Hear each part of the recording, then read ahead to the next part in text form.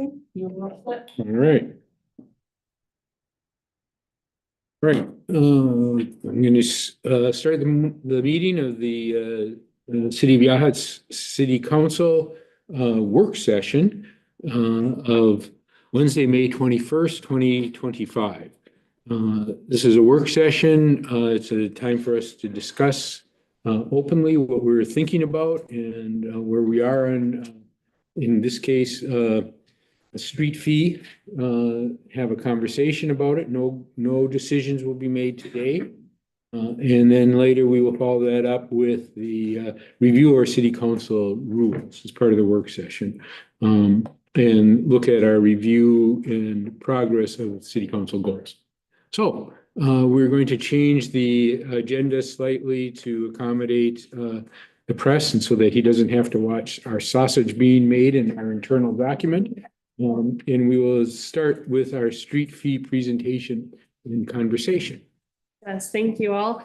So Rick McClung, our water lead, is going to be going through this presentation with me. He'll start us off and work us through part of it, and then I will also jump in on some pieces here. And this is something that we have, between Rick, Dave, and I, have been working on for several months now. It started back in February with the Public Works and Streets Commission. It was first discussed there as an alternative revenue source for our street maintenance. And street maintenance is something that really has been filling potholes and as needed for many years, where there's been a long time since we've had a real street paving initiative, and that comes from really a lack of regular funding for that. Our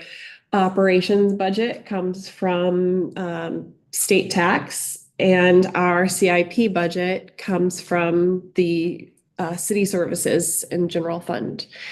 And I'll let you take it away, Rick. Okay. Well, through the years, we haven't been proactive in our street maintenance. It's been more or less a complaint basis. Whoever complains the most gets it fixed, which is sad. But there's just hasn't been any money in the street department. So also through the years, I've noticed that any money that we get from the general fund has to be competed with. You know, the general fund is a competitive fund, and it's hard to count on what kind of money is going to be given to the street fund every year. It changes. Last year, through the finance committee, we started allocating $100,000 a year for maintenance and projects. And I hope that can stay. So in May, or whenever it was, I came to the Public Works and Streets.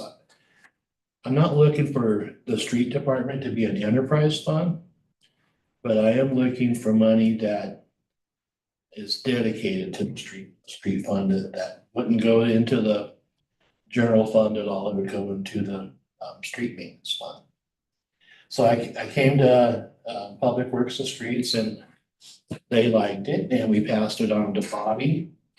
And like she said, the three of us, Dave does more of the maintenance. He made a 3-year list of stuff to be done.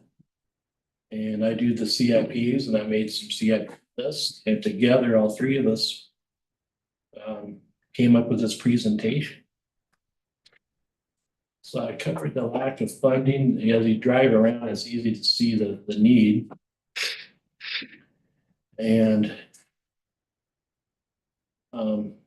like last year, we had $73,000, and only 10% of it was spent on potholes or greater.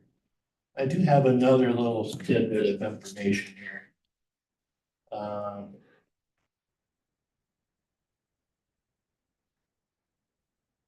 Out of the $56,000 that we have in our maintenance side of the O&M side of the budget. 12,000 is streetlights, 10,000 is mowing. And, pull this up, give you the exact numbers. Streetlights are 18,000, mowing's 10,000, and tree trimming's 10,000, which only leaves 19,000 in our maintenance budget. To do any street repairs, staff time. So that's not very much money. So adding a street fee to this would give us another over $100,000. So we'd have like $200,000 every year to do projects.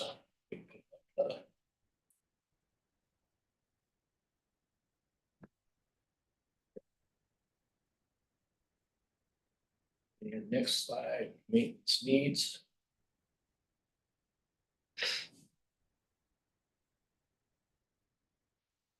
In 2026, we have some projects coming up. We're gonna be doing the West Third Street revitalization with a new water line, sewer repairs, and an extensive storm drain upgrade. Of all the streets in town, West Third Street has an underground drainage system with a lot of pipes and stuff, and it makes it all the way over through Pontiac and dumps into the ocean. So there's quite a little gallery of pipes in there.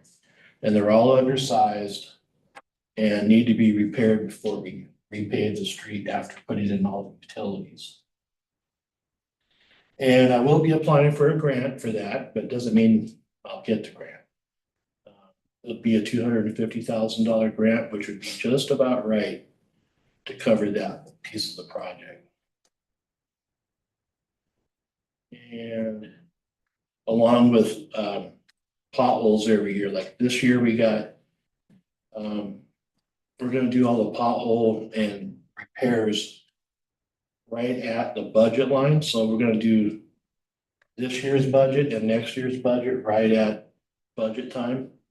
So we don't have to pay twice on mobilization and we're done. And in the storm drain master plan that's coming out, it has inside of it a maintenance plan and a CIP plan. And the CIP plan comes up to a little under $700,000, which we don't have. So trying to come up with money, revenue to help us out here. You see this out, all the pictures of the potholes around town. But let me pull up this other slide again.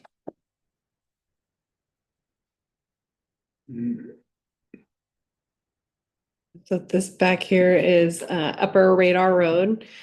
You can see some pretty dramatic gravel that's on the road because of this little dip right here that is a pretty significant pothole, and then the rain comes and it pushes all the gravel down the road there, which is a safety hazard for people who are walking around up there.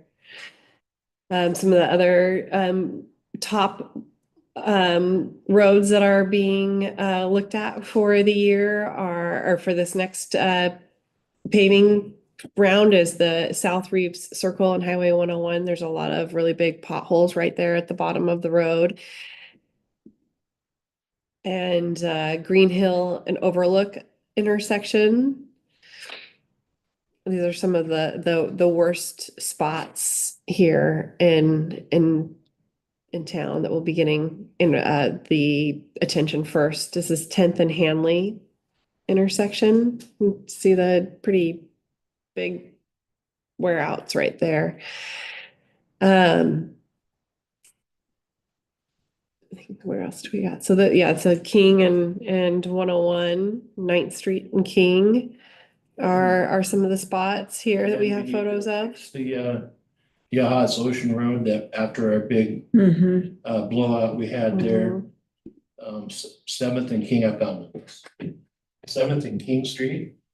And then in the following years, Spruce Street needs repair, West Third, Fourth Street, Third Street, a large portion of King Street, and a large portion of Upper King Street. How about the top of, What? how about the top of, Second Street? No, yeah, Second Street where it turns down to River Oh, Road. that's happening this year. Okay, The bids came in for that project and they're real good. I'll be handing them to Bobby pretty soon here. That's a continuation of the project that we've been doing there. okay. I didn't get a grant for that, so I emphasized that corner for getting rebuilt because that's where the garbage trucks come up and they make a corner. And their wheels, you got posi track back there and it just digs pavement right up when they go around that corner. And then patching the water line asphalt area. And we'll see how that looks when it's all done and debate if we should put an overlay over the whole thing. Yep. So back in February, with the significant need for road work to be done, the city staff proposed a $10 a month fee to be added to each utility bill. And that's for each developed property. And we would also attach a annual consumer price index rate increase to that. So it would increase with inflation. And to be able to allocate significant funds to the maintenance and repair and reconstruction for city streets. There is also opportunity for this fund to be used for larger CIP projects to put towards grant, if we need to invest in some grant writing for these bigger projects that we are seeing, for like sidewalk extensions, traffic calming measures, if we need to invest into some concept drawings to prepare ourselves for going out for further grant funding for construction. Some of the East Second and East Third Street are lined up for that we'll need to go out for funding, but to be able to go out for funding, we need to be able to put engineered plans together, and that all costs money. So some of the street fee fund could not only do maintenance, but it could help support some of the future work that we need to do that will require even more than we can bring in with this street fee, but it can help us prepare for being able to apply for grant funding. And so these are some of the larger CIP projects that Rick has lined up for East Second, West Third, and Windy Way, and what he is estimating those to be priced at. And then, the pedestrian safety continues to be a topic of conversation and a concern for our residents. The work to extend our sidewalks either north or north up to Diversity Lane or south down to the bridge will require quite a bit of work and planning. We are applying for the Transportation Growth Management Grant, the TGM grant, through ODOT and DLCD. We are also applying regionally with our counties, cities, and the Council of Governments for a ODOT Safe Cities or Safe Streets, grant that will be doing studies. The TGM will do studies on our circulation, which will include being able to plan for sidewalks, and the Safe Streets can do studies on traffic calming measures that then these are both planning grants. these planning grants are what line you up for being able to get the construction grants. So it's a process to each of these things, and being able to invest some funds of the cities also into these concept drawings and engineering phases of those projects will help us towards the construction grants. Because these projects, for example, sidewalks extending from Second Street down to the bridge, upwards to $5 million. And diversity, from 7th Street to Diversity Lane, $3 million. So that's more than we are going to be able to just pay on our own, or even with the street fee, but it can help us put us in the right space to be in line for construction grants for these projects. And street fee would probably bring in about $114,000. $10 each. Yes, and Question for clarification. You said developed properties. Do you mean properties with a water meter? yes, anybody connected to our utility system.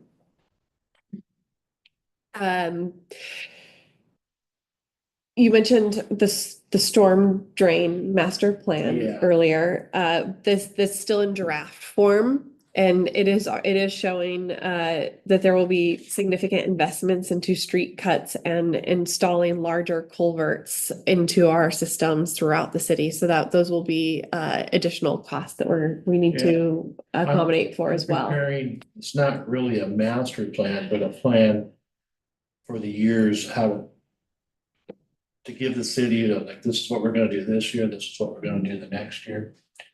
And by the next meeting, I'll have that for you. Regarding storm surge. Yeah, including both, everything all together. Oh, okay. Well, separated, but all together. Streets and storm drains. Okay. So I have a question going back a few about what streets need to have repairs. If we get to put the water tank in and it's getting hooked up, are we going to be tearing up any streets to do that? Yes, and that will be part of that project's cost. Okay, and so we won't be messing with those streets in the No, meantime, no, or like trying to fix them? no. If we do, we haven't decided if we're gonna go down 101 or King Street. Yeah. For that line. And the only thing we're doing to King Street is pothole repairs. Okay, So, yeah, we're not gonna. We don't like paving streets and then digging them up. yes, That's. I figured you would be on it, but. Yes.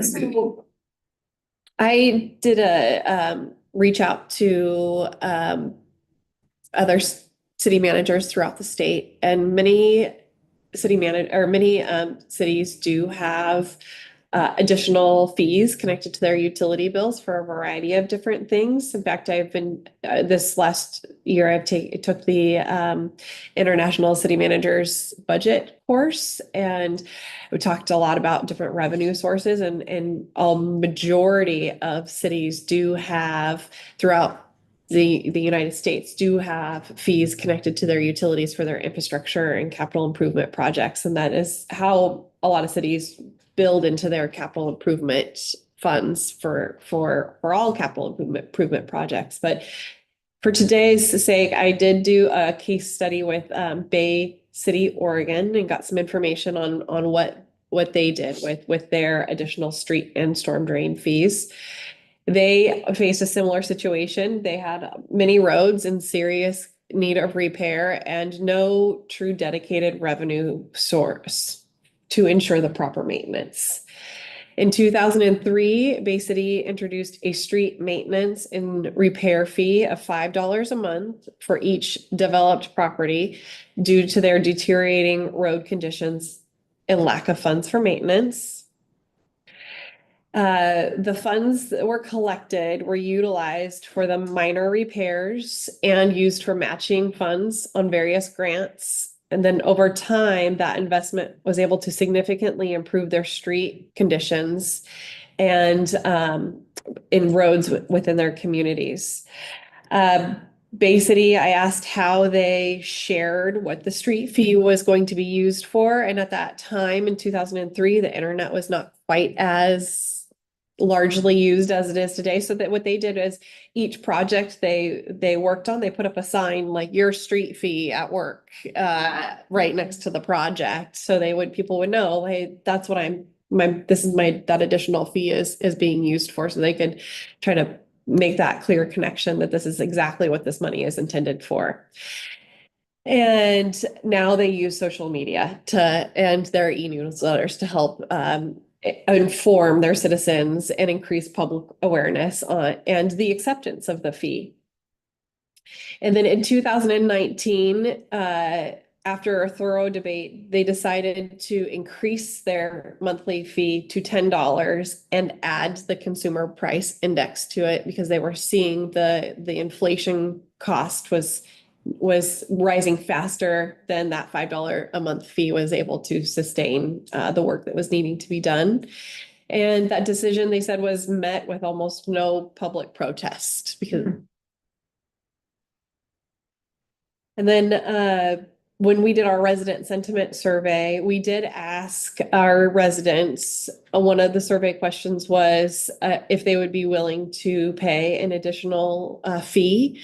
And there was a lot of people who responded that they would be willing to pay additional fees, and streets and storm drains, were one of those that received a favorable response. The others was infrastructure and public safety. The other comment here did get some response. Some of those were, no, we don't want to pay any more fees. Some of those were trails, recreation, things like that. So people are indicating that they're willing to pay additional fees, but I think it's really important that we share exactly what we're going to be using those funds for if we decide to do that. So the proposed fee structure, we have 950 hookups for the city. And if we charge the $10 a month fee for 12 months, it'd be $114,000 revenue. Those fees that were collected would be strictly allocated for regular street maintenance and repair, storm water management initiatives, and if the city was able to be doing matching towards grants and projects for further infrastructure needs. One of the most important things that I've learned in all of the classes that I've taken for city management and local government and revenue sources is that if we are going to be raising a fee, that we need to really clearly establish what the communication is going to be, and so people really know what they're investing in, what they're paying for. And if the more we can share, like with this implementation plan that Rick is working on, if we share that implementation plan, these are the steps, and these are when, and these are the streets, and we use some of these photos of the streets that are torn up. Those are things that we could be doing to share if decided to roll forward with this, how we could make sure that we're really putting out there what the funds are being used for, how they're being used. And every time we're doing a project, these are your street funds at work. One question about Yeah. the fees. So is it $10 per water meter, regardless if it's a business or a motel or anything? Yes. Yeah. That is what's being proposed. And is that how Bay City does it? Yes. too? Yep. And we're using their model as a base model for this. So we have been doing some technical analysis on this. The Public Works and Streets Commission has reviewed it. They discussed the initial concept back in February. In March, we came back to them with this more formal presentation that we would take on to other committees and now to the city council. Each time they were very supportive. These are our community members that sit on the commissions, and they are supportive of this as a way to continue to support our streets and storm drains. And then the finance committee also reviewed. They voted that they approved this street fee and to pass it on to city council for further review. They did discuss that there were fees in the past that were included onto the utility bills for capital improvement and for water and wastewater. In the past, those went away in 2020. Did you want to speak to that a little Actually, bit? they didn't go away, they just got incorporated into the unit price. Okay. Oh. So they You more just- like a separate Yeah, just- line item. Put together. Yeah, okay. So the citizens have paid an extra fee on their utility bill before. And that was something that we talked a lot about in the finance committee. And they also suggested that this might not be the only funding mechanism that we work for this streets and storm drains, looking at, or we have lined up for coming out of this master plan of the storm drain system, what work is being suggested there, and the high level of cost of work that's being suggested there, in just in the draft portion of this plan that we're seeing. It was mentioned in that meeting that in Lebanon, there is a lodging tax for infrastructure. It's not the transient lodging tax that we're all used to, but it's an additional tax to the hoteliers or to the visitors that the hoteliers collect and then remit to the city. They were interested in looking at that. I had not heard of that happening in any other community. That was something that one of the members said that they had seen when they paid their bill in an Lebanon hotel. So we have not looked any further into that. And I don't know the state legalities or anything of that, but that's something that they suggested doing some more research on as an additional mechanism for funding streets and storm drains. Thinking that maybe this $10 a month might not be enough. It would be a good portion, but it might not be enough, as was their takeaway on that presentation. And then here we are to city council presenting this for the work session so that we can have some real open dialogue and not feel like we have to vote on it quite yet, but see if we're going to take it to a vote or not. And then a line that just keeps popping up to me in all of the some varying different classes that I've taken is that every time you're looking at doing these any kind of increase, a rate increase, adding a new fee, you really just have to look, is the juice worth the squeeze? You know, it's like, well, how does it affect our community? We have to look at what we need to further our operations as a city, but also I think it's also important as city council and members of the community to be thinking about the effect of the community as well. So I think there's, you know, multi-level focus to talk about through today. And so concluding that presentation, we believe that implementing a $10 monthly fee would be a good start towards investing and having a regular revenue source in our streets and storm drains. Just by following Bay City's example, they've been able to ensure that their streets are safe and well maintained for visitors and residents. And I always like to relate everything to our city council goals. And I think that this project does meet our infrastructure goal 1.3, and that is create and implement street rehabilitation plans and then communicate the sequence to the public. The fee also allows us to work towards the city council goal 2.1 under livability, continue to pursue traffic calming measures and pedestrian safety measures with ODOT. So I'd like to open it up for further conversation. Couple, just quick clarification. So if we were to raise $114,000 a year from this tax or fee, would we also, do you envision us also contributing $100,000 from the general fund? Yes. And then this is a technical, stupid question probably, but does it make sense to put curbs in on some of these problematic corners? Yes, it does. Even without doing any street work or anything, just as. It does, that's what, on these tight uphill corners. Yeah, Keep the pavement from squishing out. And Keep that's the- what I called for East Second Street. okay. Yeah. So, and that raises the cost. That's more than just patching. You gotta. Yeah, Work that's some part of that concrete. project. Okay.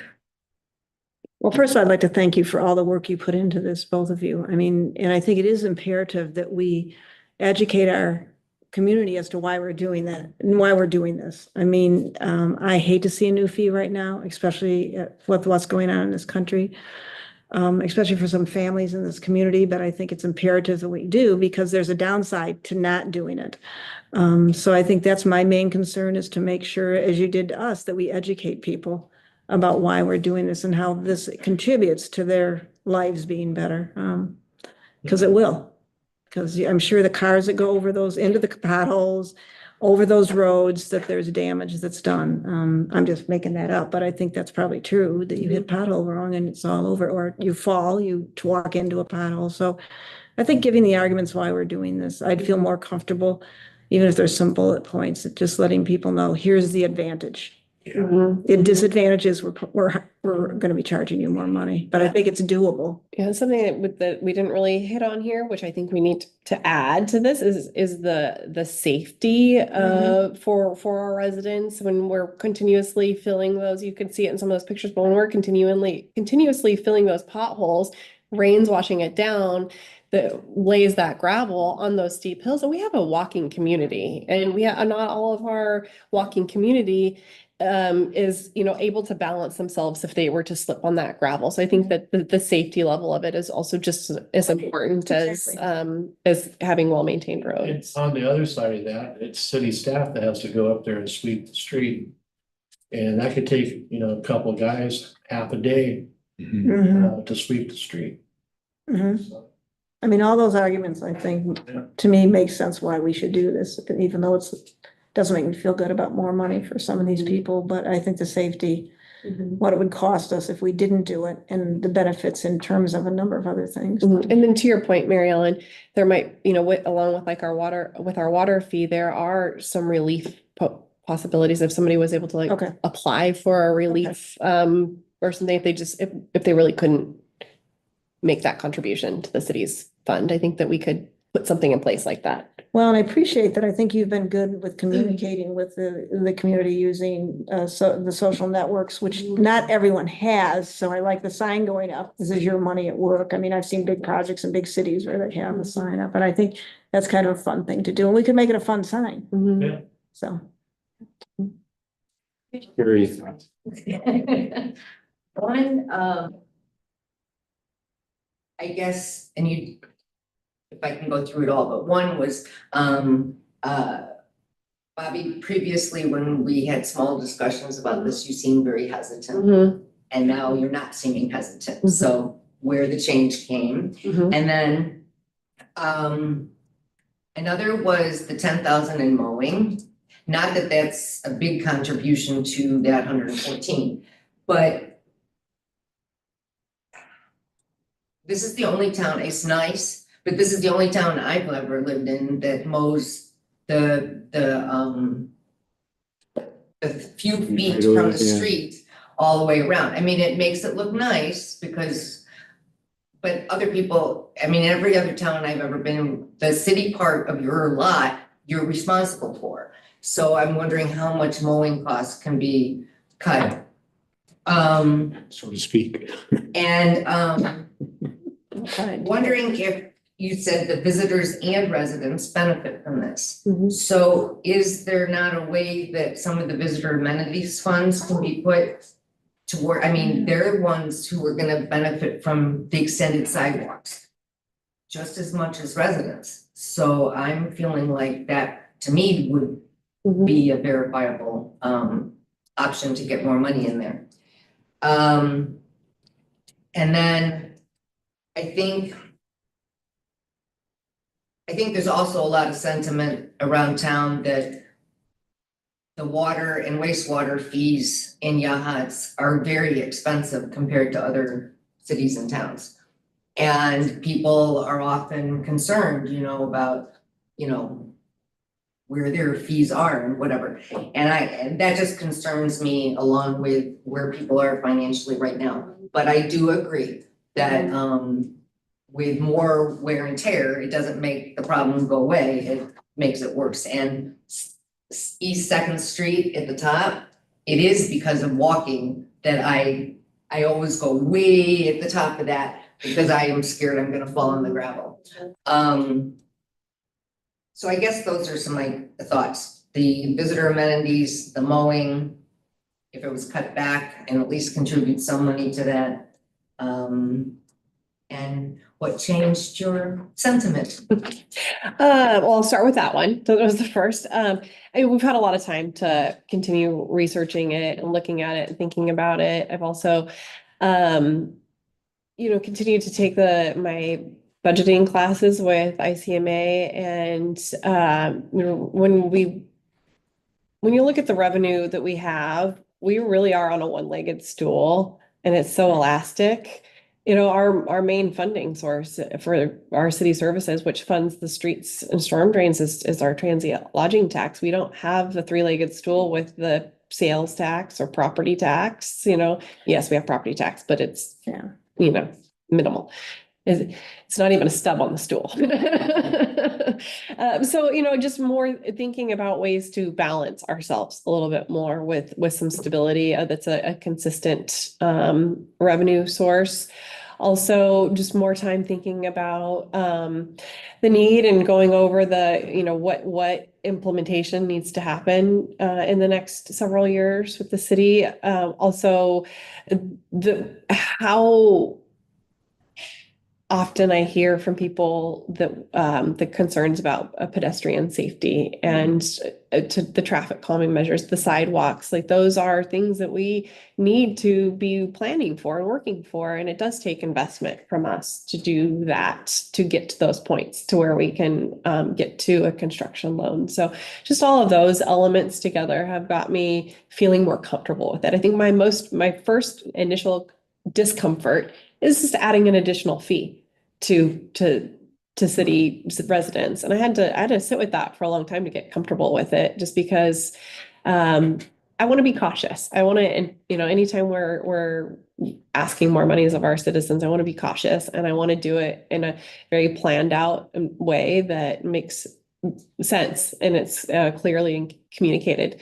So for the visitor amenities dollars of it, maybe when if there is a change within the legislation of how the flexibility of those spending dollars, there might be some potential maybe for Ocean View Drive, because that is this definite road to our largest attraction. So I could definitely see maybe some work on that with those funds.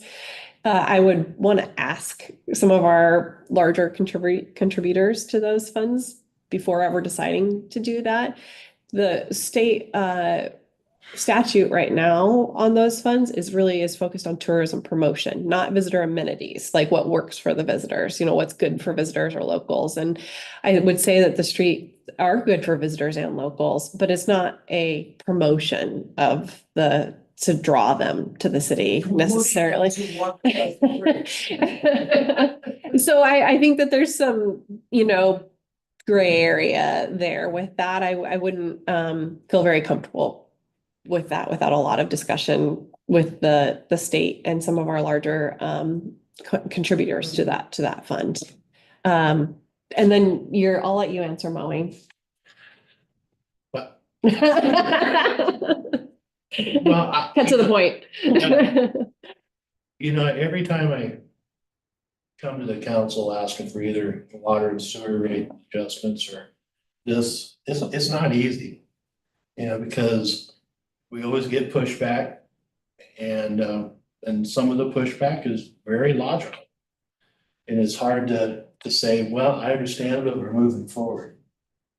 And sometimes as a city, that's how you have to do it. I'm thankful I'm not a council member and have to, stand behind the decisions. But I'm certainly going to give you the information to help you make the best decision possible. When you compare Yachats to other cities, we're not like other cities. We're pretty unique. And we've tried to find sister cities in the past to model after, why reinvent the wheel? But we're lucky enough to find pieces here and there that, like Bay City, We had some water rate information that came from other small towns. But there's really nobody to like model it, and we only have 950 meters in town.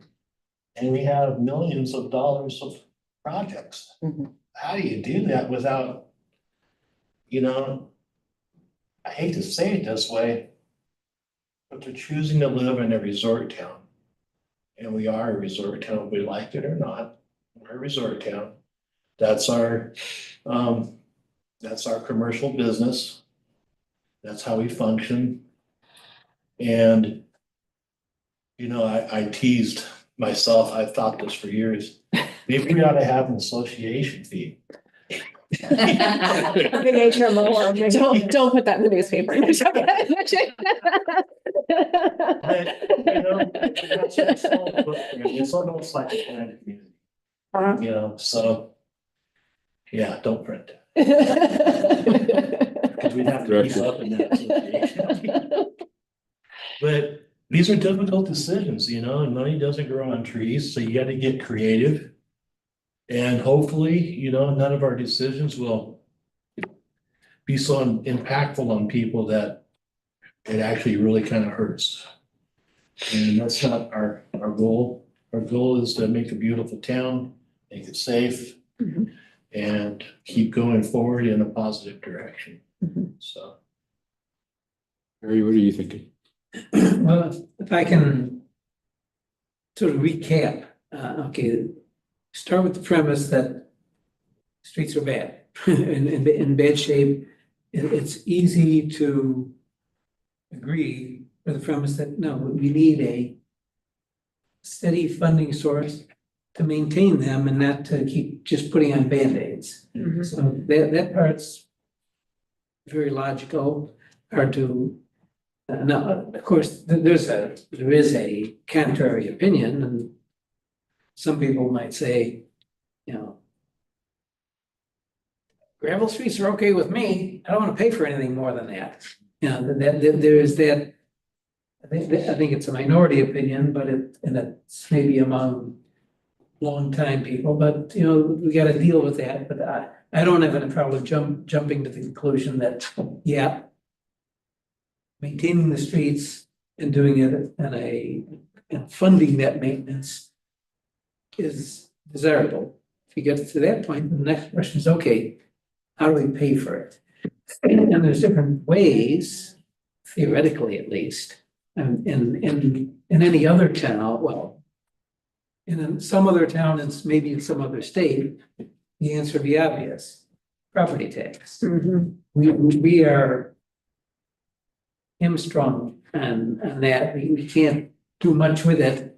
We're stuck with not having that as an option.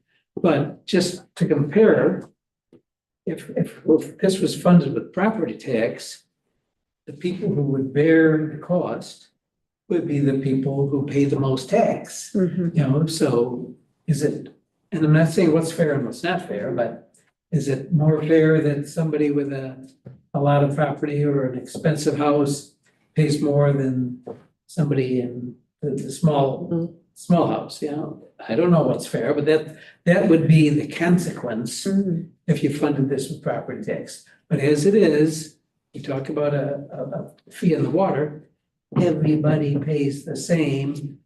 A hotel pays them the same as the little house next door. You know, is that fair? I'm not I don't have an opinion, but the fact is, I just want to be aware of the consequences of this structure that we're talking about. Mhm. You know, I mean, first you say, yeah, we need it. Yeah, I gotta find it. We gotta get money. Where do we get it? And then it's not that the street fee on the water bill is the low hanging fruit. It's almost the only fruit. I mean, another, if we had, and this is, you know, who's on streets, vehicles. If we had a city sticker, a vehicle sticker, that you had to buy once a year, well, that's something that you could add a cost, but we don't do that. It's not it's not an option. Mhm. But that's just another way of dividing up the, allocating the cost, you know. Is it by vehicle? Well, can't do that. Is it by property value? Can't do that. Kind of stuck with the water. But in that context, I just feel like I need to be aware of who's bearing the cost and is that fair? And the final analysis, I don't see much of a choice. I mean, I think that the street fee and added to the water bill is not just the easily picked low-hanging fruit, it's about the only fruit that could be picked. I've got a better idea, in other words. Mhm. And yeah, we need it. There'll be some flack. Communication is extremely important. But I guess I'm coming to agreement that that's the way to do it. I just wanted to tell you how I got there. Yeah, I appreciate that. Yeah, I think that something that you commented on is really important in all of the things that we do, and that's the consequences. You know, what are the consequences to all of these different things? And I think you really thought through that, and I appreciate you bringing that into the conversation. I have a few questions about other ways to raise money. Okay. So since we're right in the middle of budget season, this is my first budget season. What would it look like for the budget if we were to prioritize storms and drains out of the general fund? Like how would that affect the rest of the budget? So if we had that 114 from the general fund added to what we're already doing, like what would that look like? Good question. Where do you take it out? Yes. And so is it even something to look at? Or, I mean, as it stands, it would be coming out of our our carryover balance, our reserves. Yeah. Yeah. is that, Which were pretty healthy. yeah. Mhm. And is that sustainable? But is that, yeah. Yeah, that's the question. That's sustainable. And it might be maybe just a placeholder instead of doing the fees right away. I'm just curious, like what it would look like for the budget. Mhm. And then. You take it out of YFAP and a bunch of other things that we give money to. I know, yeah, so that's what I'm just curious, like how it would all, It's pretty sustainable. Yeah, Yeah. community support in Yes. those different areas where we invest funds like that. Yeah. and then I had another idea, especially after the planning meeting yesterday, when we were talking about how to get the ADUs, and then there was a little bit of parking that was brought up. And I was thinking yesterday, it's like, oh, there might be some areas in town where they could be doing street parking for their ADUs. And if that was the case, could we add a fee to have that privilege, so they don't have to have extra parking on their property if they live on a street that could have street parking? And like, could they do a fee to have that privilege of Mhm. not having an extra parking spot on their property? And that could go to streets. It may not be very Yeah, much, but it yeah. would be kind of like how the services to tie in, that goes, they pay for that, and that goes for the water and sewer. Like this is system development. Yeah, that's Yeah. what it is. Yeah. So, Yeah. So that wouldn't bring in. Yeah. And then I was thinking about the 5% beverage tax, and correct me if I'm wrong, but that is going to wastewater right now, but it has an end time where the wastewater is paid for, or is it a continuous forever and ever it's wastewater? Yes, it is earmarked specifically for wastewater. Forever and ever, and there's not like an end once it's. The, it's- so the way, and correct me if I'm wrong, the loan is going to be paid off Yeah. fairly soon. I think 2029, maybe off the top of my head. And after that, it will be going to just the future sustainability and CIP projects and continuing to support the infrastructure. The wastewater. Mhm. So I was thinking, I'm like, oh, we can make that maybe more of a general infrastructure fund, and then street repairs could come out of that. But it sounds like it couldn't. You might be able to speak Yeah, more to the that. Finance committee actually took a long look at that tax. Okay, And, what they found is it doesn't have a sunset in it. There's people who may think there's a sunset in it, but there's not. okay. They looked at that real close, and I'm not, don't hold me to it, but just listen to these guys. And, there was talk about being able to use that, tax fund to possibly pay for a reservoir, Mhm. you know, that type of infrastructure, you know, something that we can't buy on our own. And if we get a loan that has payments, how do we make those payments? Yeah.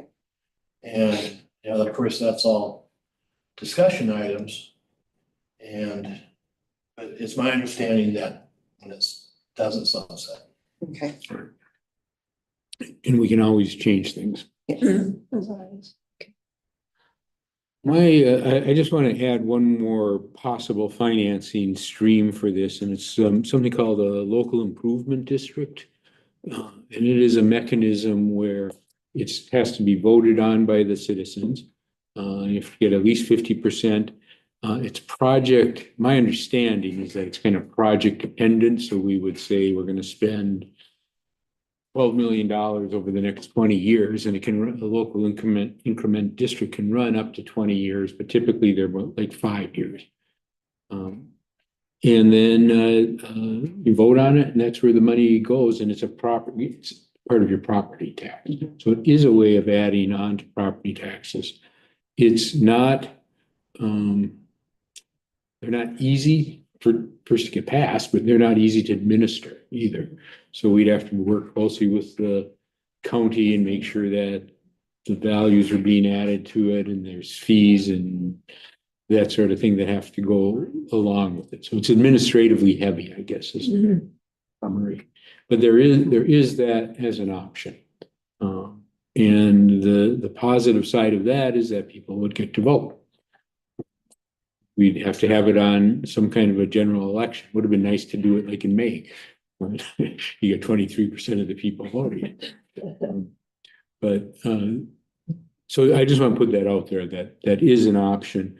And it would, to some extent, address the question of, well, you know, hotels bring in a lot of visitors with a lot of traffic. They don't all just go down Ocean View Drive. They do, you know, drive on our other streets also.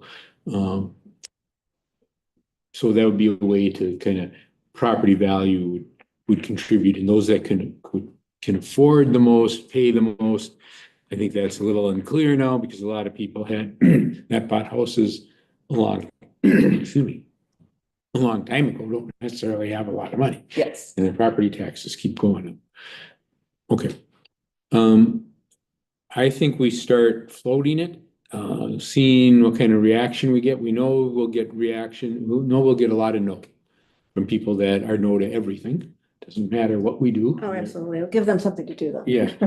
But somehow we have to kind of start a public discussion about it. And I'd like to see, I'd suggest we do that as part of the communications plan. And I appreciate you thinking of that. I don't think I would have just said, put $10. But I like the idea of communicating that and having a very structured plan. Again, about, it's a small amount, but the mowing of 10,000. Is that all the street mowing? Mhm. So what if we were to not do all the street mowing and people become responsible for their own?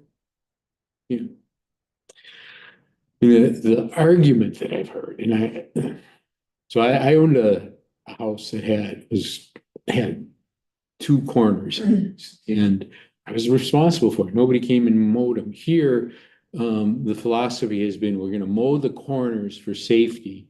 And as long as I'm mowing one corner, I have to drive up the street to the next corner, drive over to the next corner. So you may as well leave the mower down. So then the question becomes, who would maintain the vegetation on the corners? And, you know, we could be much more rigorous with our code enforcement, be a pretty easy argument. You have to keep your vegetation down so people don't get hurt at your intersection. And I agree. I mean, it's the only city I've heard of or been in that anybody, the city takes It that does make on. it look pretty, but people should be making it pretty ungrown. I'm not sure how much it would really say. Yeah, That'd be the okay. question. I mean, we're paying him to mow the field out here and that takes, so many hours. That started, a little bit of history. It used to be Public Works took care of all the mowing. And what happened was, it wasn't a priority to Public Works. And so like Friday morning, we'd start weed whacking and mowing and it looked like we was out there weed whacking and clumps of grass everywhere. And then, maintenance upkeep on the equipment, every time we were crunched for time, the equipment would break down. And so we did an analysis, what would it cost to hire this out? And it was actually cheaper to contract it here. And Public Works has been very thankful for that because we only have so many days of sunshine. Are we gonna do water and wastewater stuff or are we gonna mow? And we chose projects. I think, I mean, I appreciate what everyone said, and I think we have to make our case for it. I mean, I wasn't supportive of it, as we remember when we first brought this up, I'm like, no, we're not gonna, not for it. There was a lot of people I can afford that. It's not gonna, I'm not gonna not eat for. But there are families here, but we may have something set up for them. But I do think we need to, I think most people, like me, the more we talked about it, what the reasons were, what we've done so far, how we will be contributing funds to. I think that's important. That's where that's where we need a community conversation and a real understanding that at this point, this is what we may have to do. That doesn't mean it won't change eventually. But for this period of time when we really need to address, because if we don't address them, I mean, some of the ideas were good, but we can't implement them, even if they're good. And it seems like we need to get on these now, that there is a real safety hazard. So I think that's the biggest thing. And I think, again, much to our city managers, kudos I'd give her. You've done very good about public management. There may be a moment we have to have a meeting, get the public to talk Yeah. about it once we've done it. That's my concern, is it's not a surprise to people. They don't feel it's foisted on them, that I think people like me can be brought along. Mhm.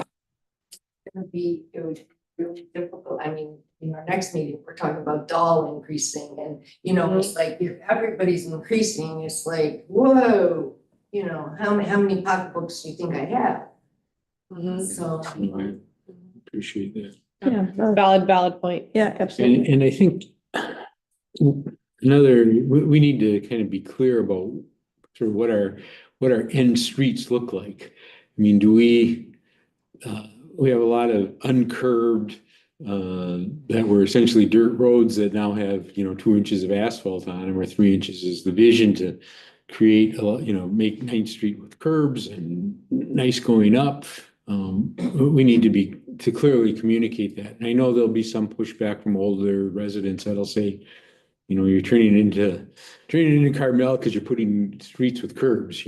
It's like, we just need to be clear as to what are we going to do with this money? What are the streets going to look like when we're done? Are we going to maintain them as is? Are we going to start curbing the corners? Are we going to curb them all the way down? I think that let people vent about what they think they want in the city, because we're going to get a. Sometimes they got some good ideas. Yeah. Many times, yeah. Okay, I think we've talked about this enough. I look forward to, I think the city manager has homework to do with kind of giving us a proposal for schedule and presentation, how we're going to go about it. But I think it seems to me that the council is pretty well agrees that it's something we're going to have to move forward with in some form. Okay, thank you. And there will be much more discussion. Thank you for putting this on earlier on the agenda. And be careful. Let people know we're going to talk about it some more. Question, is this presentation it's not on their website, right? We will attach it to this agenda so that you can pull it off of that. I just wanted to give it to them first before we put it out to on our website. So we'll attach it. When Today we can do it. you have a meeting all afternoon. So Kimmy can do it. Yeah, we'll get it today. All right, let's take 10 minutes, 5 minutes, anyhow, just stretch a little bit. Change gears, we're gonna talk about, make some sausage here. Are we gonna? Yeah. For the next, Yeah, definitely. longer than 10 minutes? Yes, oh yeah, I think we need at least half an hour, so. Okay. Yeah, I mean, if we don't get through all of this today, it's been since 2008 or something. What are you pointing to? The, Yeah. Council Okay, rules. that's what I thought, but it's way over there, like, that's what the council. yes, Okay. no, this is That's what I mine. thought. but you- I just printed this one. This is better. Where did my council rules thing go? That makes sense, but may not be workable. You don't have it doesn't, you don't have to have a single source. You know, it crossed my mind as you were talking about the special taxing Yeah. district. That was, you know, if that wasn't enough, then maybe a $5 fee Yeah, would be a lot yeah. more we can palatable. Mix and match. the street fee. So there's doesn't have to be a single source. Yeah, no, But that's a good point. Good point. now, but on the taxing district, the way you described it, it made it sound like it's for a project Yeah. and not for ongoing. So you'd almost have to say, we have a project of repaving and curbing every street in town. Yes, It's that's gonna how take you- 20 years. Yeah,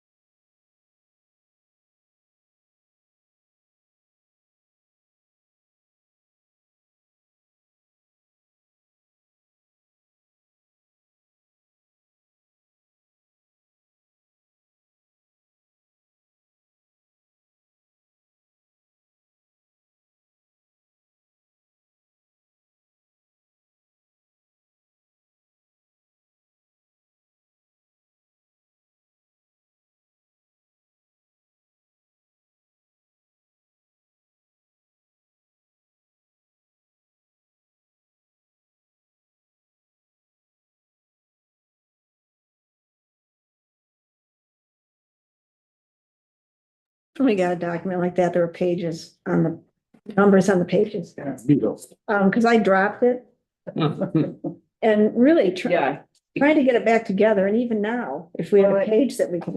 Depending which one you I had, know that takes numbers weren't in order. So Right. The So- numbering of this. In the future. in the packet as Exhibit A is the City of Yahat's resolution number 2007-0201. Procedures for conducting hearings relating to land use matters and including That's a number. resolutions. Oh, Um, That was What number again? confusing. I thought well, I don't know, we didn't agree to anything, but it's apparent that doesn't fit. It was. So let's, if we can agree that it had be a separate tab or something, that it's not really part of our rules. Okay. And I don't know, we can talk about this the charter provisions, et cetera, which I realized this morning that it would be good to include in here a link or a reference to the city charter and city ordinances. Thinking of somebody coming on as a new counselor to say, hey, this is where you can find the city charter, and this is where the city ordinances are in place, and there are 9 sections. Read that. And you'll be questioned on each of them? Yes, and then there'll be a test. I think that would be a helpful addition, but for now, let's work through this document. I guess it was amended 2019, so I keep thinking it's 2008 because that was, I think, the last major. 2005 was written. Okay, how would you like to proceed on this?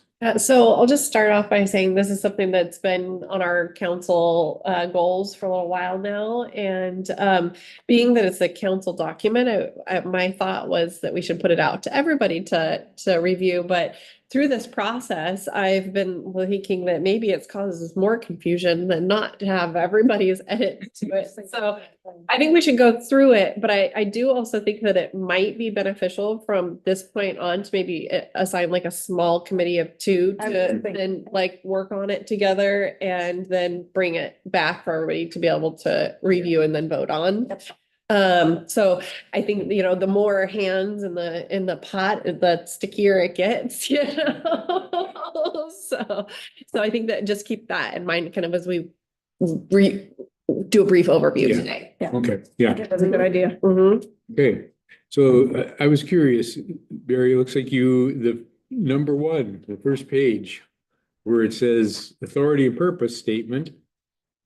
Now it says set, authority to enact rules is different. Are you suggesting we strike authority or not? Because there's a step there. I think that's. I know. I think it is. Purpose statement.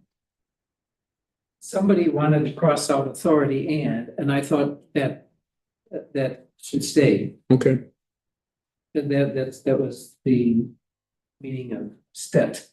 okay, So that should okay, so stay. that should stay, yeah. Did these numbers at the very beginning in the table of contents get corrected? Or No, did they get corrected in the document? I do believe so. Mm. Yeah. Okay. yeah, let's not dwell on, we all know the numbering's kind of messed up, so we'll have to just, Well, Yeah, they're I corrected. them, And They're so I corrected. didn't know if they got Yeah, put in. yeah, they are. okay. All right, so let's move along to meetings of the council. I think the question I had on regular council meetings is, do we want to even specify? Or do we just want to say current council agreements per the current council agreement? Because it has changed significantly over time. Mhm. I would think your way being more vague would be But good. Yeah. First, these are council rule, well, in the charter, it said the council shall set up rules for how it operates. Yeah. Now, I think we can interpret that any way we want. I don't think there's any need to say, thou shalt meet at 1 o'clock on every 3rd Wednesday, it's. So short answer, I thought your edit was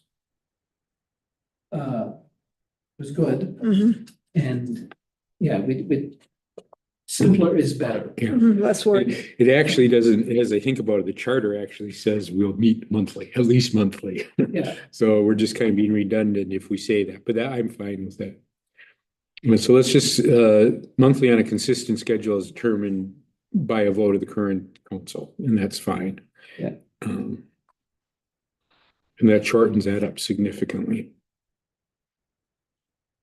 The next part, Yeah. I Yeah, really feel like it needs to be separated. They have special, special city council meeting and then another number for work sessions because they're different. They have different, instead of trying to jumble the language all in one, just make them separate and clearly state what they are. Mhm. I mean, we do, so I made a change. It says special meeting is any meeting that is not a No, regular. but that becomes the negatives and the, you Yeah, know, yeah. trying to figure it out instead of just blocking it. Okay. And this is what a special meeting is. Yeah. This is what a work session is. It's hard though, because a special meeting can be almost anything. That'd be the trick. We don't know what a special meeting is. Well, then maybe make work session a subset of special meeting or something. It, just trying to have them all in one paragraph. It's No, confusing to me. I don't know. Well, but we can vote in a special meeting. But to decipher what the meaning of both of those types of meetings were, I had to read that paragraph like 4 times to figure out Would which meeting meant what. We Would it have hit- 2.5 work session meetings. Yeah, which should, I think, should be brought up to be in between I see. Special meeting. 2.3 and 2.4. Yeah, I think that would help. Yeah, okay, that's good. Yeah.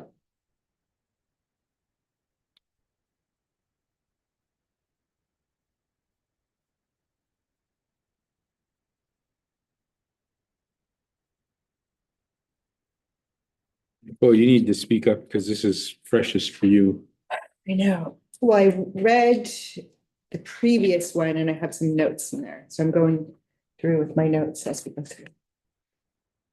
Okay, so I think let's just move the work session up Yeah. and we get behind special Mhm. meetings and then executive session. Mhm. Yes, Mhm. yes. And work session, I think we can shorten that quite a bit. Work sessions are meetings, are informal sessions to review upcoming issues, receive special reports, conduct goal setting sessions, and for special training. And that's, Mhm. Perfect. We, yeah, Yep. this is, Yep. make that short and sweet. So then executive session, we describe what it is and who can attend. Didn't seem to be a lot of changes other than that. We do have this examples of work sessions. Do we? Should, if that goes anywhere, it should be right up with work sessions. Yeah, Yeah. exactly. It's a 2.5.1, so it would be right after. And I think we can just shorten that up, examples, because it can be for anything. Mhm. We've got, I'm just kind of saying what we just said in the first sentence. A couple bullets. Well, it would become 2.4. Work No, sessions. no, it would be Yeah. work session, yeah, 2.4, and this would be, let's not worry about the numbers, but it would be, yeah, be 2.4.1. Makes sense where it is then. Yeah. So it would just be some bullets there. And then I added, just shortened it up, work sessions may be used to provide city manager, mayor, and council president with guidance on setting the future regular meetings. So the council could meet in a work session and say, put this on the next agenda. All right. Yeah, but merits yeah, I agree. I don't know that adds anything. Merits of specific topics brought before the body by the public should not be discussed nor any direct action taken until a regular scheduled meeting. Did we not say that? I'm looking at it's currently 2.5.1, but it will be 2.4 or something.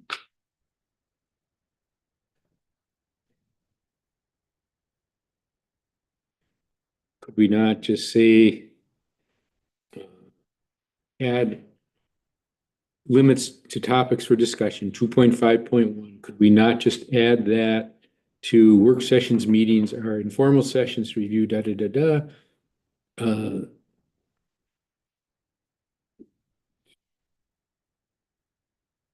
Merits, no, not merit. No direct action can be taken in a work session. So. Yeah. Yeah. There's a new sentence under 2.3.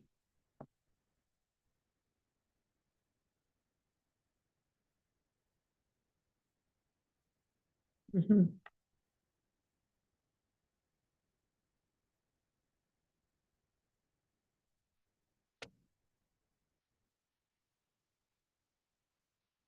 Okay. Moving on, so that we have time to eat. Okay, we'll keep worrying. Okay, so we're striking or we're limiting 2.5.1, including that in the basic description of a work session. No direct action. Meeting procedures, there weren't a lot of changes here. There is a question under quorum requirements. I think we should be clear on that. Like how many? Yeah. That's covered in the charter. Is The it? things that are in the charter don't need to be in. Okay. here. Okay.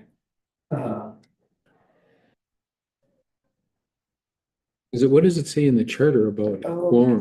yes. Does it include the case where you have 4 members? Yeah, I mean, I did. I don't know if I have it with me, but I looked it up and I thought the charter was more clear than this. Okay. And a charter is a majority of the content. I mean, in other words, if there were 2 resignations Mhm. and we hadn't filled it, then there were only 3 and a quorum is 2. Yeah. You know, it's a majority. What if there's 4? Yeah, so it's 2 majority or 2, That's kind of the, yeah, there's an. Well, One majority of 4 is 3. Three. Okay, oh, okay. That's just, Yeah, a so majority, majority so of if there's 4, the quorum is 3. filled, But I maybe don't it's think we need majority to of say filled that. council Yeah, yeah. members. in this document. Got it. Then a majority It's of like filled council seats, then the majority of the filled council seats are occupied. occupied. Well, I would take out, The whole thing. I would leave in just the first sentence and stop with the colored and take out all the Well, yeah, but then colored. make it clear, but yeah, so the quorum is defined by charter as majority of the council members. But should be a majority of the seated council members to insinuate that if the case there's a vacancy, No, it's there's, understood. if there's vacancy, there's no member. Okay.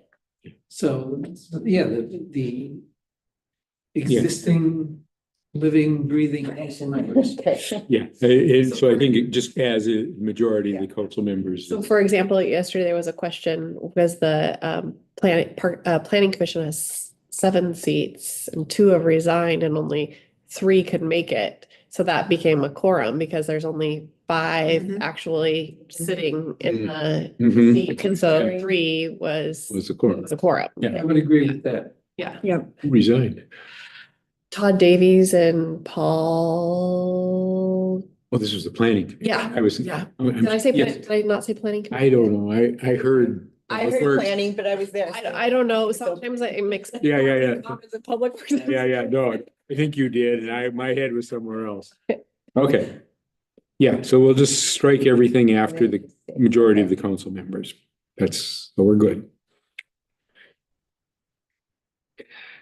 Right of a counselor to be heard.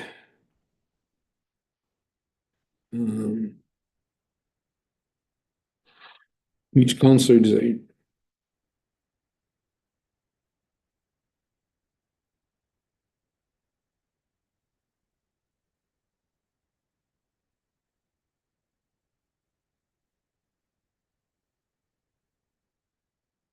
Okay, I see your point. Firm rule causes problems, the mayor still presides. Okay.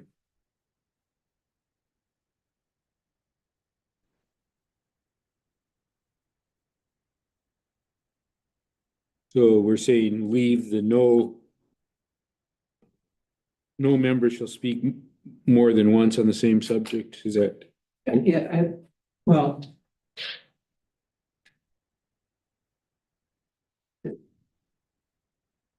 That doesn't bother me because, you know, the basic rule is that the mayor is The presiding officer.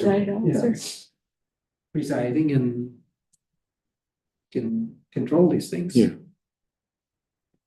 Okay. And I think maybe that was why I changed, it is recommended. Yeah, it is recommended that no members speak more than once, but the mayor enforces it or not. Okay. Let's leave, it is recommended, no. So we're doing away with the rule and just saying a recommendation. Okay. What was the issue around questioning of staff within this paragraph? I'm not.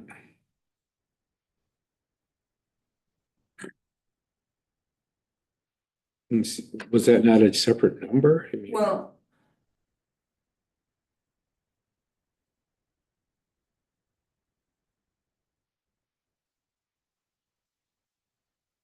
I don't know that we should be questioning staff, Well- period. I don't get that either. There's two ways to read this. Like, first of all, I mean, city manager is staff. Okay, mhm. this, the way this was written, it could be meant, you know, I couldn't ask Bobby a question. Mr. Mayor, will you ask Bobby? Yes. So that didn't make sense to me in the context of a meeting.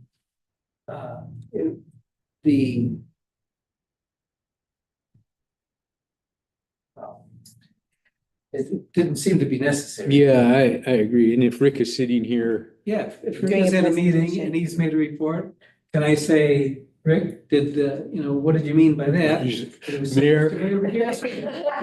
city manager, would you? It should be clear that in the meeting, we can ask staff if they're presenting, but This whole section is about meeting, you know, Yeah. it's not about, no, you know, going over to Public Works and say, hey, Rick, what about this? Right. right. And also when it says question the administrative staff, it could be taken as if we had criticism of a staff member who's sitting in City Hall when we're over here, but that shouldn't be happening anyway. Well, it should be, yeah, period. Well, Are we okay with just dropping that whole Yes. sentence? Yes. that's my Yeah. recommendation. Okay. Okay. Good. Short and sweet. Preservation of presiding officer, I'm looking at 3.1.3. Presiding officer may summon the assistance of the police. Should we make that law enforcement officer? I like that better. I thought that was I like that better similar. too. Yeah, I do too, yeah. And we have had to do that at least once while I've been here. You know, we changed font all of a sudden. Points of order. Okay. Presiding officer shall determine all points of order. Yeah, council may vote to override the presiding officer on point. Was okay with that Yeah. suggestion. Yeah. Let's make that change. If there's a mayor that is a presiding officer that's out of line, I think the council has to be able to vote. You'd have to declare a vote, or it could get really contentious. The presiding officer shall determine all points of order, and the council may vote to override the presiding officer. Point of order. You'd have to say point of order. I want to call a vote on that. Which is in Libby, who's our guy that the book? Oh, yeah. I don't know. Points of order. Not Robert Rules, but Kesey. Yeah, Kesey, yeah. So there's a process how to do it in Kesey, which we're operate under. Okay, public comment.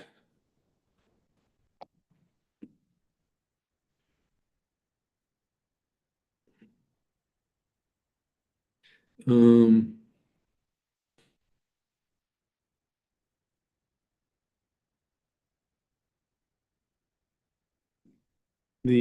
what I learned in my mayor training is that can't require people to state their name and address. Because they are, uh,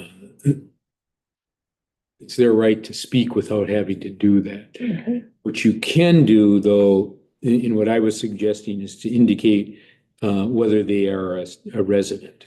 I agree with that. I think it's a good point that while we would not want to prevent a non-resident from speaking, we just want to, you're a resident or not. Yeah. But the one thing, but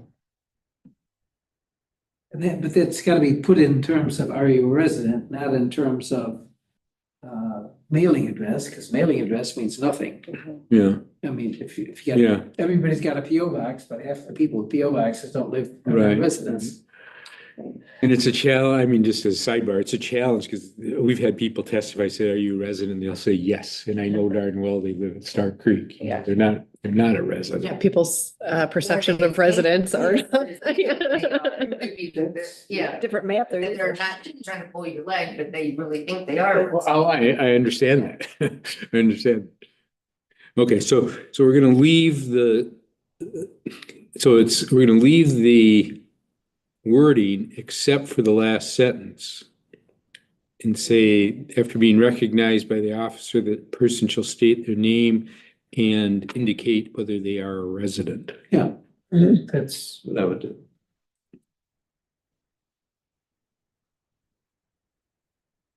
So another stat, I love that word.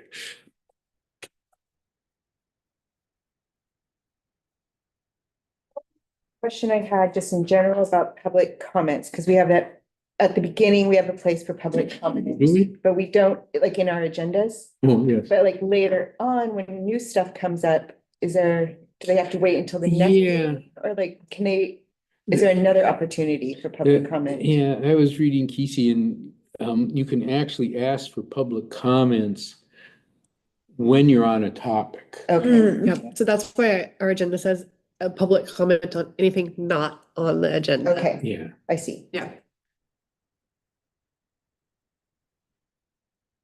Okay, yeah, I see that. Okay. And we're pretty loosey-goosey about it. Yeah. I mean, you've noticed. It's that loosey goosey in here somewhere.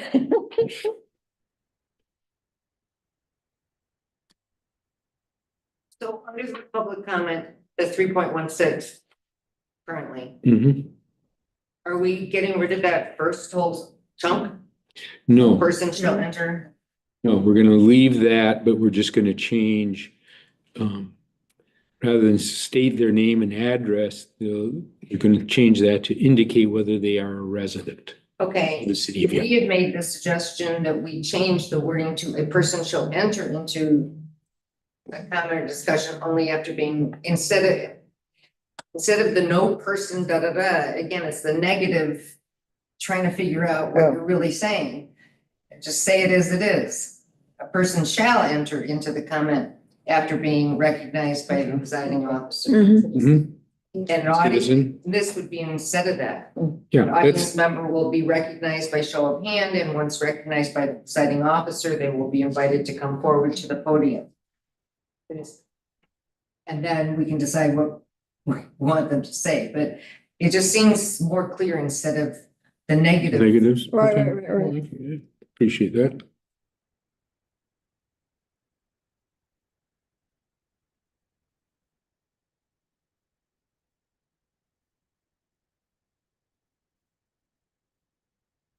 So we're leaving all this recognized by a show of hand and come forward. Is that helpful or not? Excuse me. I thought the last couple language was sufficient, Mm-hmm. that person shall enter into only after being recognized. Yeah. Why do you have to throw your hands to make sure you're not carrying a gun? Yeah. So delete what we've got there and change it to a person shall enter into any.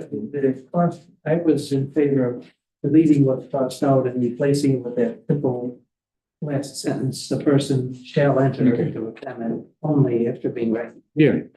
And then we don't need the next sentence. Right? Is there any need to clarify if there's a lot of people that want to speak and like making, how to accommodate, Crowd like, I'm control? thinking like the camping ordinance, there was a lot of people that wanted to speak. Yeah. And so, Or if you were in Waldport. yes, and so it would just be something we do that day, we see that there's a lot of people, like maybe we'll have them sign up on a list. Yeah. We just call them by name, Yeah, but I not think that, necessarily put it in here. okay, yeah, that's what I'd suggest. It's incumbent on the presiding officer at that. Yes. I prefer leaving the presiding officer with Yes. discretion. Yes, And whether we do it by show of hand, or write down your name on a piece of Yeah. paper, put them in the door. Mhm. decide. It doesn't need to be a hard and fast. Yeah. Okay. And the one, I'm gonna make this point again, but these are our rules. They constrain us. Mhm. I want to constrain us as little as possible. There are some things in here that it might be good ideas, but I don't want to compel future councils who don't think it's a good idea to do. Right. In the next paragraph, are we okay with the change? Any audience member addressing the council shall be limited to 5 minutes unless further time is granted. Audience members are asked to address their comments only to the presiding officer.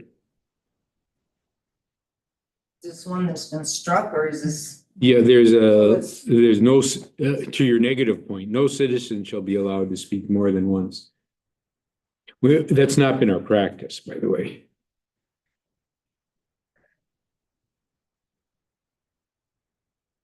Well, we had changed it and somebody else added the audience member, no audience member shall be allowed to speak more than once upon any one subject until every other citizen Yeah. choosing to speak on that topic has had an opportunity.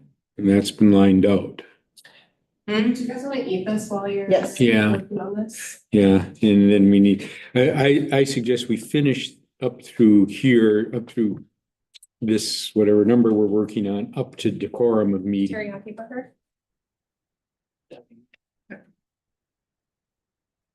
So we've got a lot of kind of, we want to say that you only are allowed to speak once until other citizens have had an opportunity. I mean, is that an appropriate thing to say? Well, it needs to be on the same topic.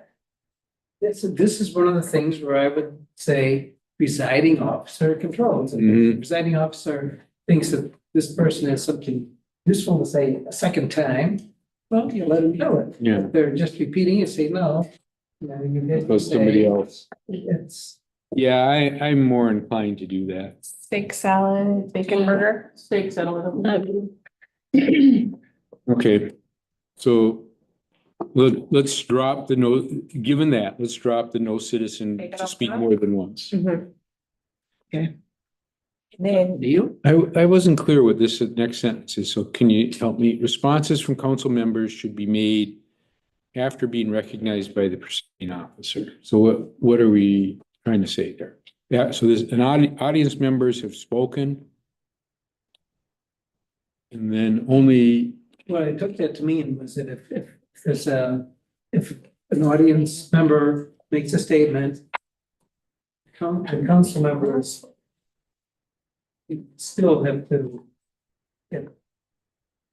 we can't interrogate them here as council members, but we might ask you, okay, or we should be recognized by you before we speak to them. yeah, okay. Are we on break before we go? Cause I gotta go let my cousins out. Why don't you go do that? And we'll have to revisit this particular area. Here, so we're deleting those more than once. Presentation, okay. So there's purple sentence, it says audience members are asked to address their comments only to the presiding officer. I sent it in. Yes. You want half of this one? There's more than enough. It's. That's what it's always said. I know, so they're just addressing to them. If you have questions. That's all right. Yeah, that's just a kind of a formality.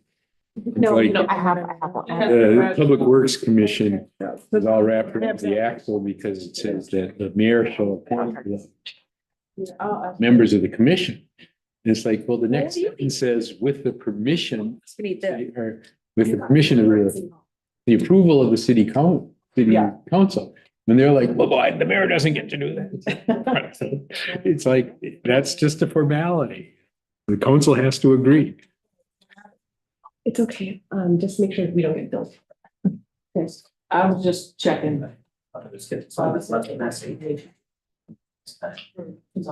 They're all messy. Okay, I just wanted to be sure there wasn't that about. Can you make sure they didn't charge us for it? Yeah, okay, thank you.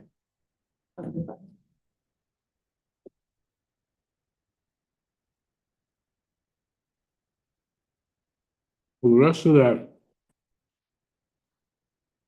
After a motion is made, no citizen shall address the council. Without first securing the permission from three councilors. Look at best. That's. Yeah, I don't get that one at all. I don't see it.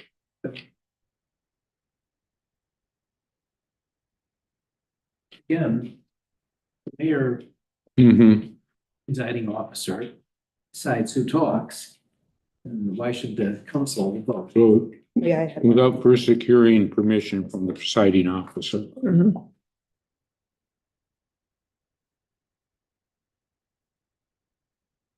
And that would be rare. Once a motion is on the floor.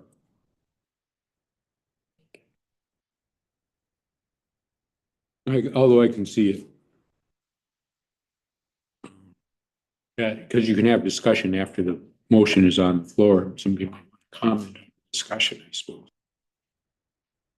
But usually that's, you've heard public comment, and believe it the way it's supposed to be. You've heard public comment, and then it's the time for the council to discuss and vote. Not to relitigate with the public. Well, then presiding officer could say.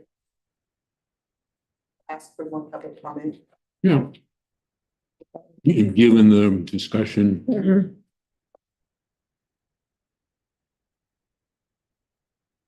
that's why I like Kesey, because he's, there aren't rules.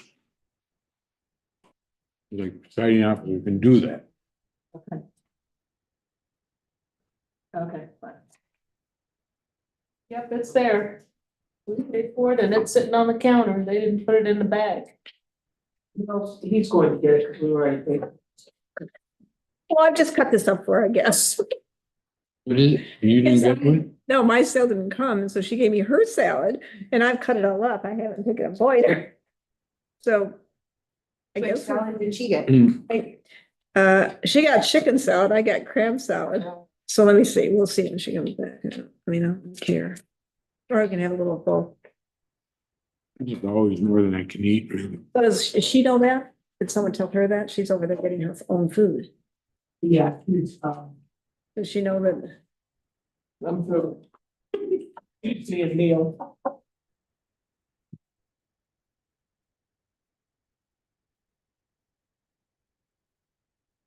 What are the boys up to today? They should be finishing up their school and then they'll be heading down here. And then I'll pick them up for my little birthday party at Out of Gas. Oh, I forgot about that. Oh my God. There's just too much going on. Way too much. Having the birthday party out, yes? Yes, I No, figured it will be easiest, because who knows how long this will last today. So hopefully I can make it there by 5. so. They're open on, No minute. Oh, yeah, lots. they're Really open good on, friends with the new owners, yeah. Okay, and I. Been a couple times and been very happy with the change. Mhm. Oh, yeah. Great. I got leftover hamburger, it's fine. So, I cut yours. No, eat it, I got. Well, he's bringing the crab one. and I have more than enough salad here. The crab salad's coming over. Yeah, no, so eat that, we'll get crab salad for later. Oh, Yeah, okay, eat it, so you can, well, it's here. okay, well, he's coming with the other one, right? Well, I want the crab. okay. I just want you to have fuel. Well, you did, I did your job here, it's all cut up, kind of. Because like, I have a hamburger, over there, I'll just go get that. That doesn't look much food. Might want to supplement. Protein. Right. Did we decide to continue this on or? We're Another- sitting at 3.2. Okay. We're gonna have to meet again. Good. But then from 3.2, oh, there is some. It's actually going pretty fast.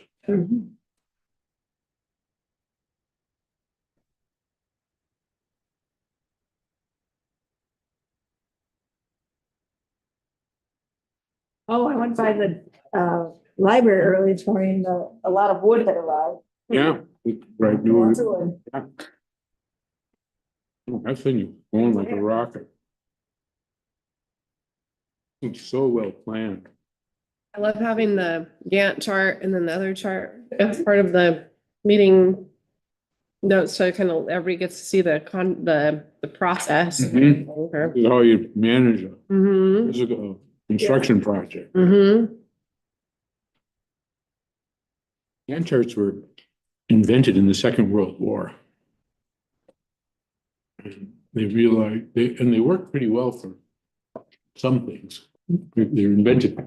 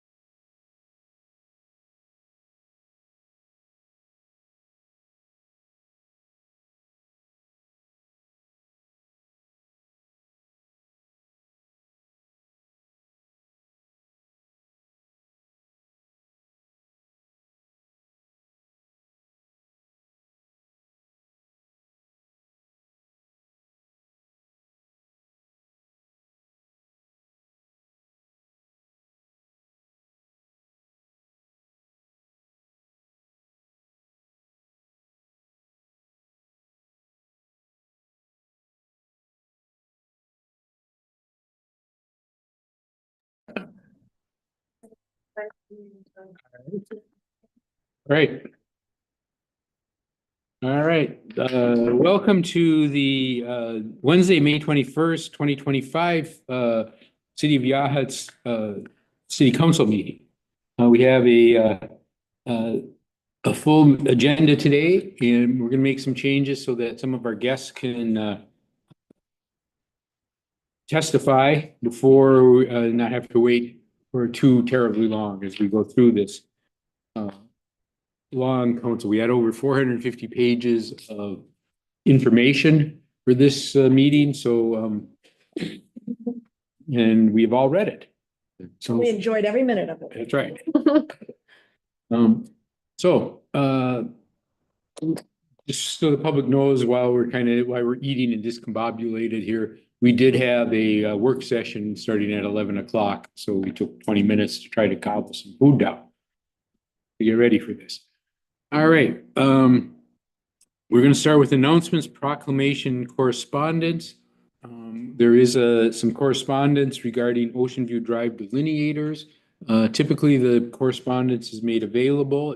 You should be aware that when you write to the mayor or a councilor, that then becomes official correspondence. I also got a couple of letters here. One regarding the parking lot ivy. I want to state publicly that the mayor did not decide to pull the ivy. The mayor did suggest to the city manager that we have an ordinance that prohibits ivy, and she then asked the YIPS, or Yachats Invasive Weed people, to start working on that, and they have started that initiative. It is in our charter, and it's in the county rules, it's in state rules, and so we're starting that process. And there are some people that have some concerns, and they expressed them here.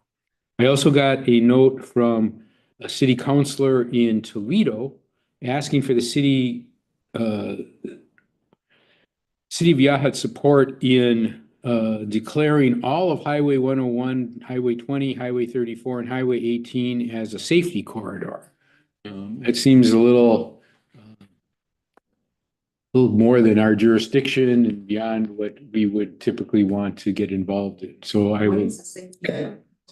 Highway 20 was a safety corridor. Yeah, the sheriff's deputy here, she could probably explain it more effectively, but there was a safety corridor on Highway 20 between Newport and Toledo. And there's special fines if you're caught speeding and. They lower the speed limit, don't they? What? Yes. No. Always, but they definitely require headlights to be on at all times.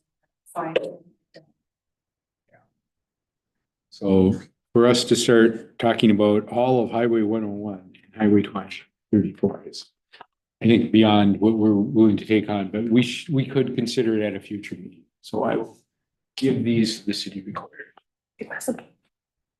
Okay, any other correspondence or proclamations, announcements? I will announce that I did this last month attend a hearing at the state legislature for funding request for our water and street initiative for middle income housing. So I had my 2 minutes of testimony. It came 2 minutes, boom, boom, boom, boom. And I was able to do that. So drove up to Salem for 2 minutes. It's worth it. Okay.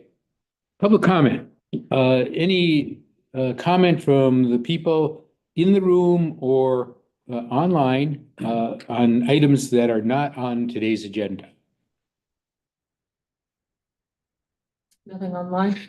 Great. Hearing none, we will move forward with the consent agenda. City manager and city staff report.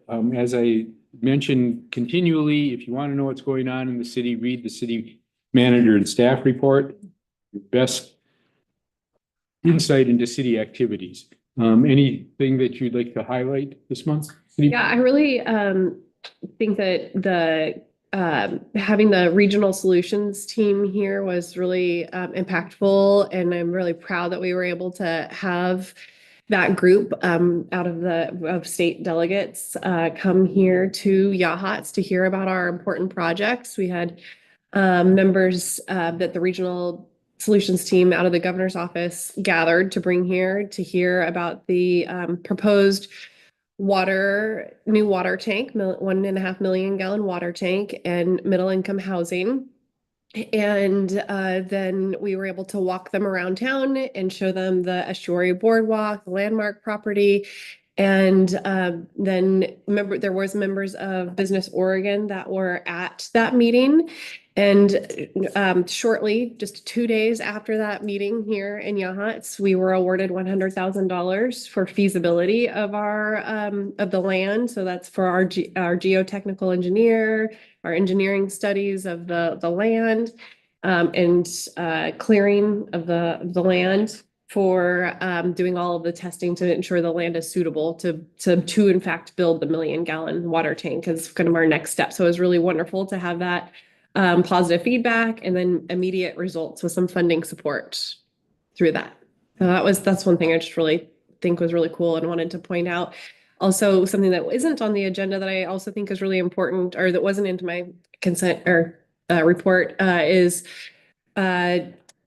on Monday, we had members of the Red Cross team here in Yachats, and we also had the Lincoln County Emergency Preparedness come here to do presentations on how we can work together as a community through Red Cross, or just even with ourselves, to create a emergency shelter in case of any type of natural disaster here in the Commons, and what type of supplies were recommended for that. And then we also got to have through the county emergency preparedness officer, we had a wildfire presentation on things that we can do to help make sure our homes are more resilient to wildfires, and different strategies with that. So I thought those were really important things. Emergency preparedness is really important to us here in Yachats, and we take it seriously. So I was glad to be able to work on those with those two organizations. A couple highlights there. Yeah. And I was able to attend that also, and it was really very, very educational to find out what role the Red Cross would play or could play, and what role we would be responsible for, and when we would get the Red Cross involved versus not. And I think we should think about cots. Yes, absolutely. All right. Any other comments on the staff report? I put a lot of smiley faces next to it. Yes. I have a question with the FEMA one. Mhm. Is FEMA still standing? We are still moving forward with all of the steps that are part of that. We did have a public hearing in April with the Planning Commission, and now we're working on getting it into final ordinance form, and then we will public notice it and have it to the city council be either in June or July for our final public hearing and adoption. Until we hear otherwise, we're going to assume FEMA exists. And I guess I just had a personal problem. I couldn't open the links under the speed study. A couple other ones. Okay, well, those are going to be later on. Were Okay. just some of the projects Rick's working on. So he did link them into his staff report, as well as that we will be covering those today during the meeting too. So you won't be missing out on anything. I know, yeah. And I'll just say that, did Cascadia Partners, were they at the meeting on the Planning Commission meeting yesterday? We had an advisory group meeting with them, and we did discuss Mary Abby as one of the commissioners on the planning commission, and she's also part of the advisory group, and she started working with some of the suggested code updates from Cascadia with the commission yesterday during their work session. Okay, We will be having a public meeting date to be determined okay, for bringing these code concepts to the public. okay, great. And Little Log Church and Library, they get one line in here, but it's really exciting to see them, the actual work being done on them. And I walk by almost daily just to see how much progress is being made. It's fun. Part of the report is a link to each of those construction calendars too, which I think is really great to see what's planned and when it's going to be done and just the building process for those. Yes, so it's right linked in the report, and appreciate that. Appreciate city staff keeping on top of all of that. It's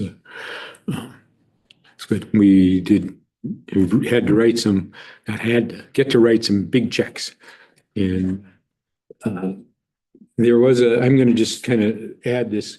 I had a citizen say, well, how do you know that the work is being done? And we don't have project managers on site. When we get a bill from, for example, the library, it is, they're substantial. So there's a invoice for $155,000 for a progress payment. And those bills are signed off by attested to by our architect of record. So they're looking at it. And then the person from the firm also has it notarized.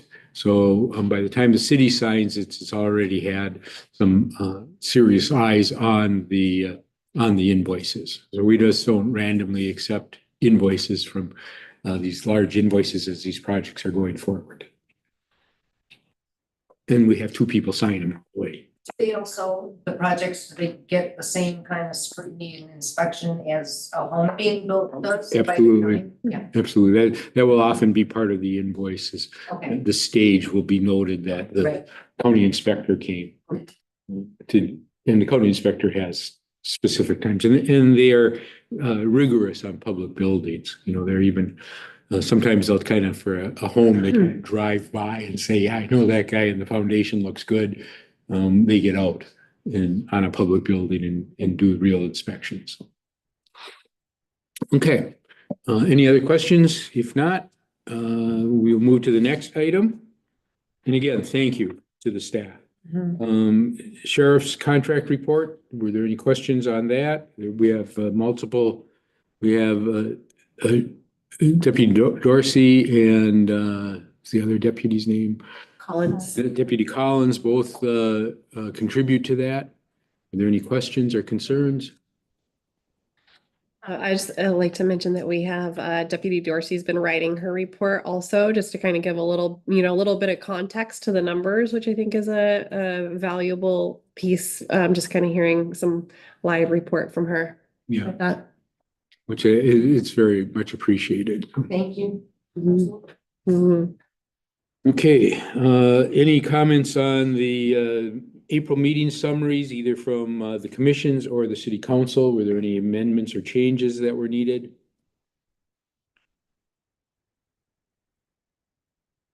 If not, financial reports, everything looked good. I didn't see anything that was of concern. April is kind of an intermediary month for us, although it is March. We do see the actual payments for transient rental lodging and visit, the food and beverage taxes show up in April. So things jump up from March typically. And we're still on track with the transient rental. It's good to see we're at 75% of what we had planned, and that's where we should be. Okay, can I get a motion to approve the consent agenda? So moved. All those in favor say aye. Opposed? Motion passes. We approve the consent agenda for the May meeting. Okay. I have so many pages, I have to keep track of them. We next we're going to do, you want to do Dahl first? So we will do Dahl disposal rate proposal now. As Dave is coming up here, And David, you can introduce yourself.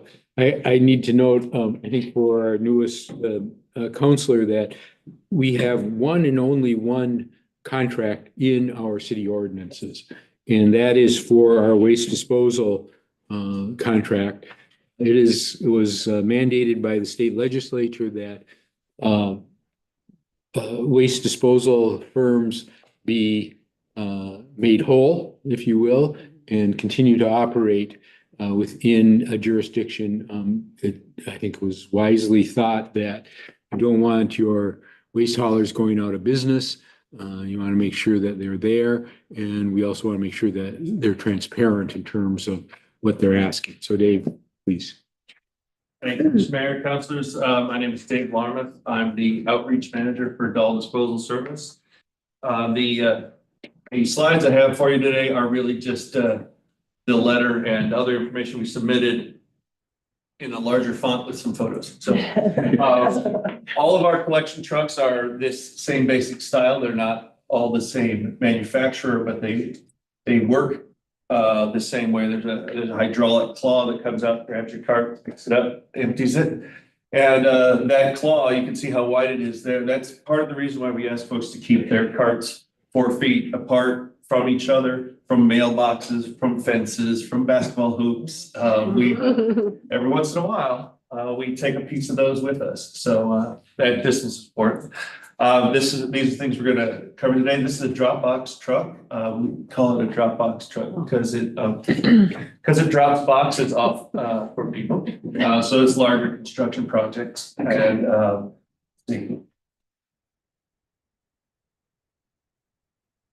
the important update to the 2024 statistics would be to mention that while almost all of our route waste that we collect from homes and businesses was delivered to the Juno project up until the end of April. GP let us know that project was going to maybe not close, but definitely change its status. They were no longer able to accept waste from us on a daily basis. As far as what they're going to do with it, that's best asked to GP at this point. My understanding is they have some plans to keep it available in case they need to demonstrate the technology to someone who might be interested, that sort of thing. But so all of our waste will now be going to Coffin Butte landfill in Benton County. That's where all of our construction and demolition waste and public cell haul waste went, because things like junk lumber and drywall and metal, things that are in that waste was not compatible with the Juno program. They really wanted restaurant and residential waste, that good, heavy, organic, lots of fiber material to it. So we already took that material to Coffin Butte, and then any time that Juno or GP had a shutdown for maintenance, whether it was scheduled or unscheduled, we brought all of our material to Coffin Butte in that situation as well. So we have a relationship with them. We'll continue that. As far as our projects, we do a few different things in our communities. Past couple of years, we've hosted an egg hunt in Toledo, and I point this out because I've had some fun with it. It's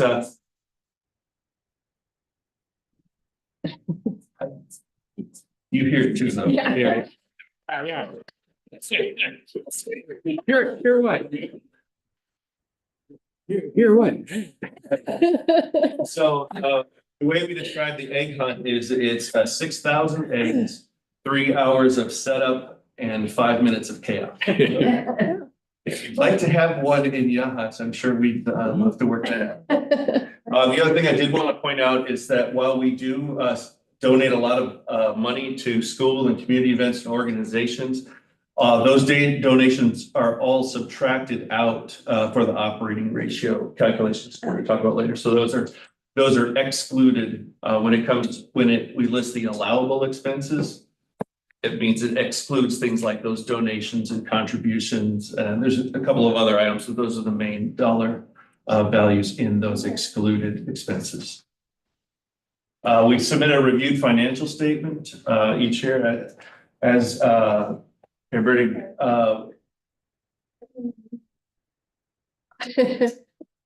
So As Mayor Birdie mentioned, part of the arrangement that we have in exchange for having this franchise agreement is that we open our books every year and we have a third party independent accountant review those books and confirm that we have followed the generally accepted accounting principles. So a lot of times you hear it called GAAP. Took me a while to learn that there's 2 A's.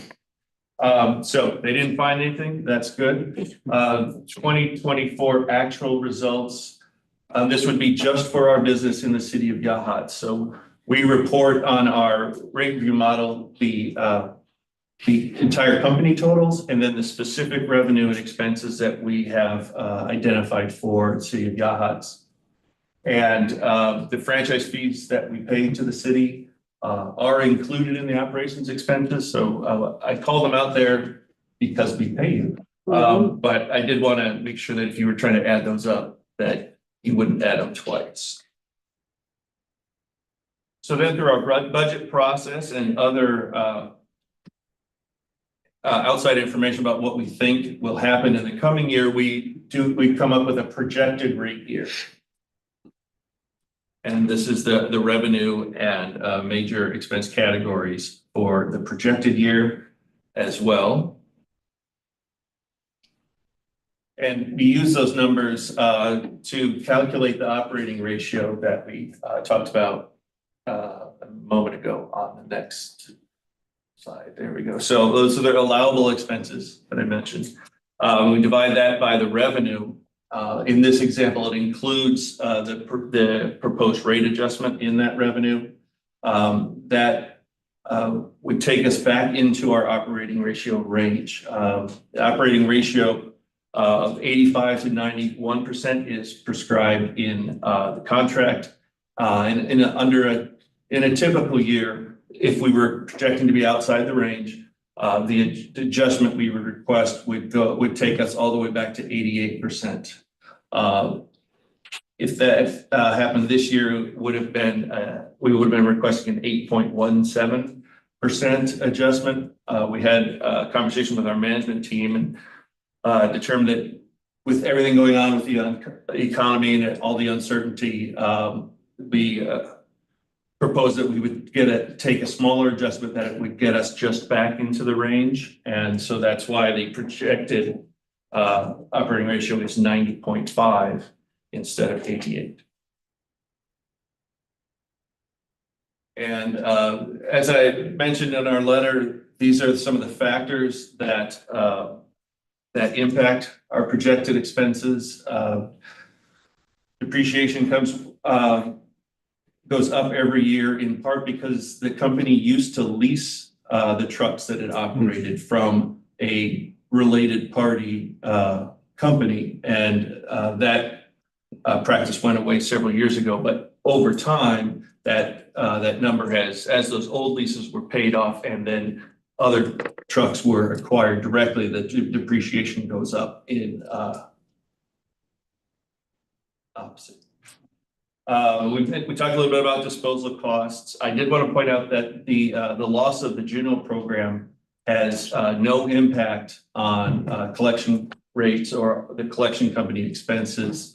That project was all kept completely separate, and that was the tip fee that we charged to take in waste from Juno was the same as when we took in waste to take it to the landfill. So there's no change there. And I mentioned that the projections do not include any of the RMA funds. That's the Recycling Modernization Act. We've spoken a few times about that. We think there will be some money coming eventually. Unfortunately, because of our population and the fact that we already have fairly complete programs, we're sort of at the back of the line. Some aspects of the program are going to be rolled out region by region. For those funding streams, we'll be connected to Lane County and Eugene in particular. For the funding streams that are based on program maturity and population, we're we're at the back of the line. So the priority for the program is to target the largest cities that don't have curbside collection at all. They would be at the front of the line. It sort of works down from there.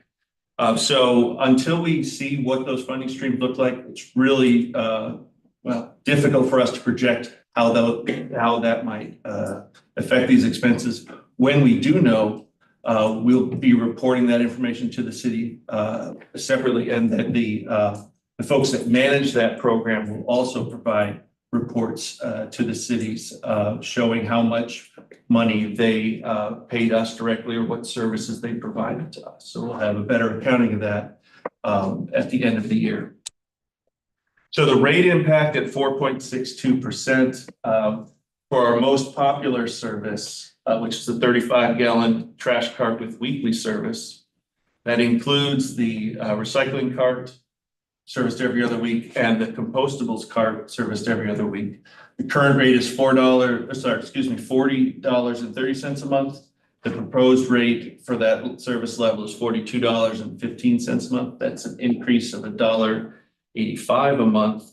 And I did want to point out the note at the bottom, which is customers who utilize fully the recycling and composting services that are included may be able to change to a smaller cart or to less frequent service level, and that can obviously help reduce their bill.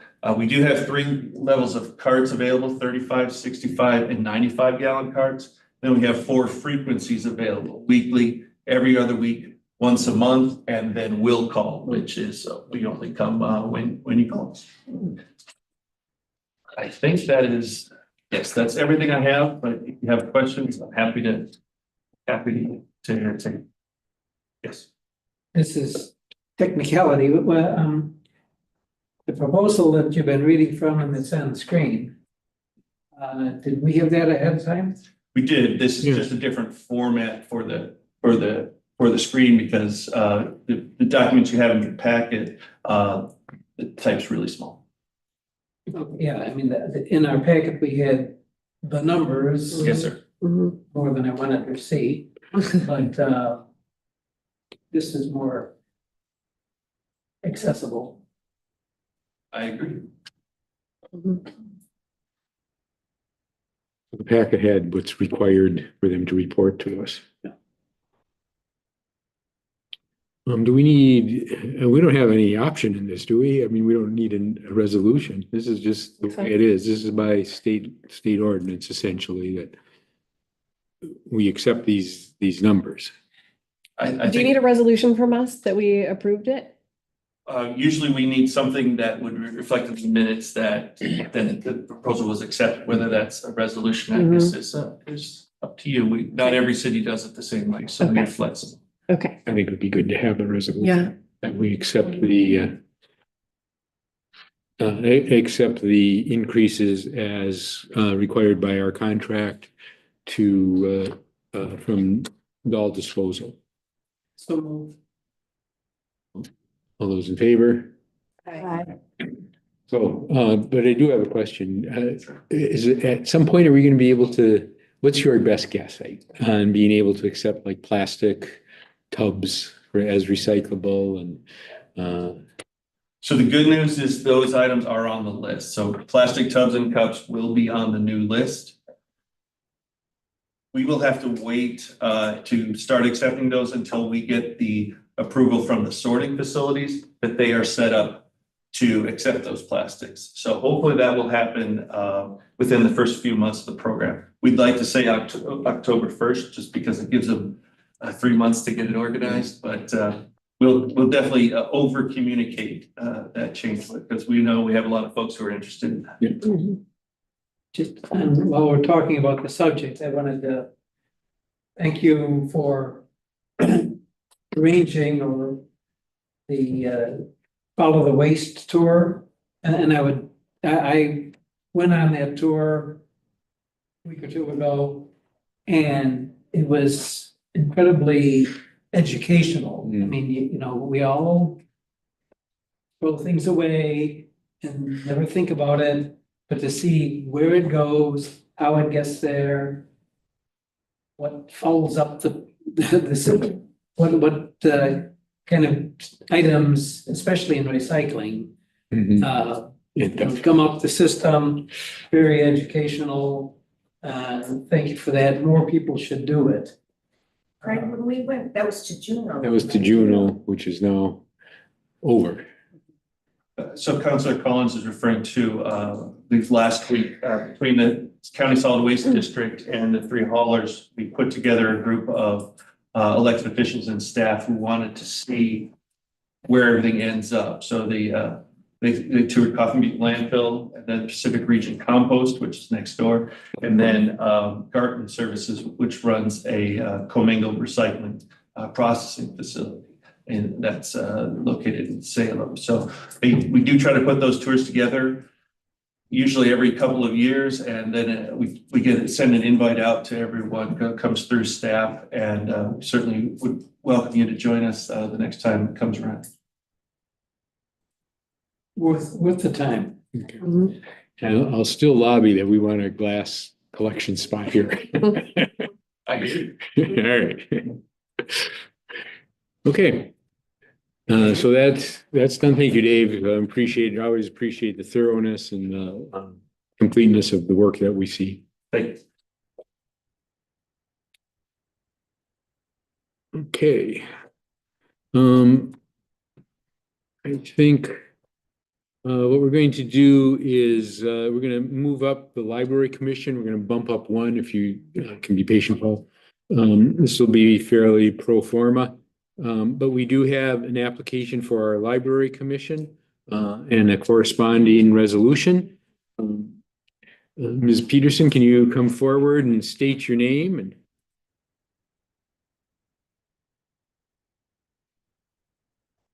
I'm Marg Peterson, and I've lived in Yahut since 2001, and I love it here. And I love the library. And several years ago, after my husband passed away, I donated probably over 1,000 books to the library, and they graciously came and moved them out for me. I wasn't about to do. And I also donated a significant amount of money to the Friends of Yahut's Library to help facilitate the new building. And recently I thought I should follow my money and get more involved with the workings of the library, and especially since we're actually moving on getting it built now. And I've been watching that with great interest. I still have about 3,500 books in my house, which I will donate to the library eventually. I thought of doing it before, but I found I couldn't part with them, believe it or not. And I've had a love affair with books since I was 4. I was reading at 4, got my adult library card at 12, and I've been reading ever since. okay. That's pretty much it. Any questions? I mean, I'm not quite sure. So you have very, very generously donated to the library. Could you? Oh, yes, certainly. So you have very, very generously donated to the library, but this commission role will be sort of more of an oversight. It's where you have to kind of divorce from what you had done to now moving forward. Are you going to be comfortable doing that?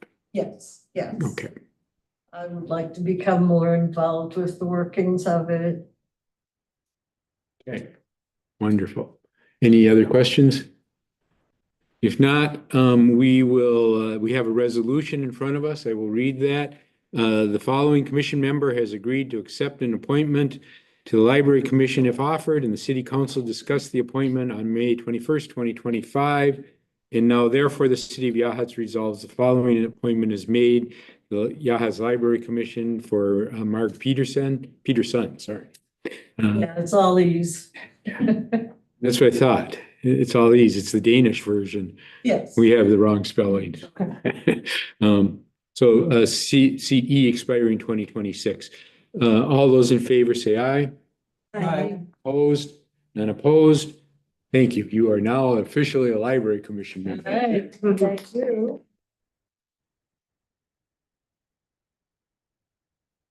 Okay, next order of business is the Economic Development Alliance of Lincoln County.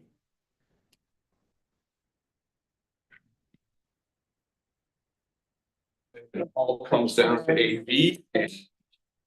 Guardedly optimistic because it's good work.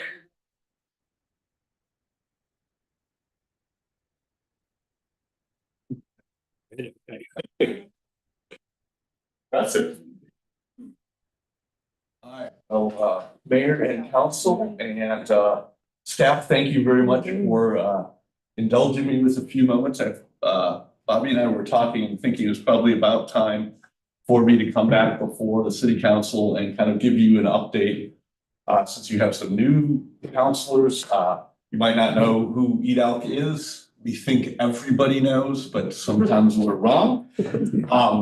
And just kind of let you know some of the things that we've been working on. And a little bit about our operation.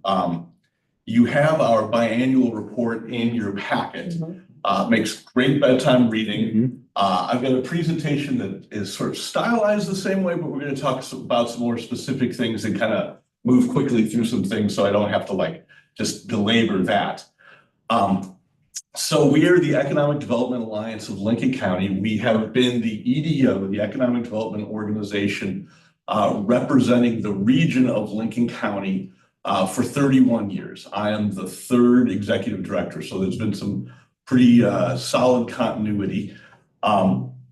We have an extremely dedicated board of directors, and if you looked at our board, it's also in your packet. You can see there are some of the folks that are doing some of the biggest economic development stuff in the county.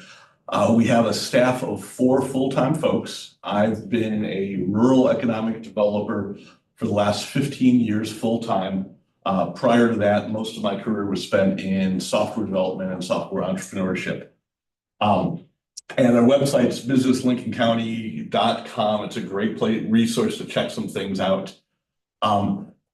Getting to brass tacks, and we'll talk about some of the stuff that we're doing.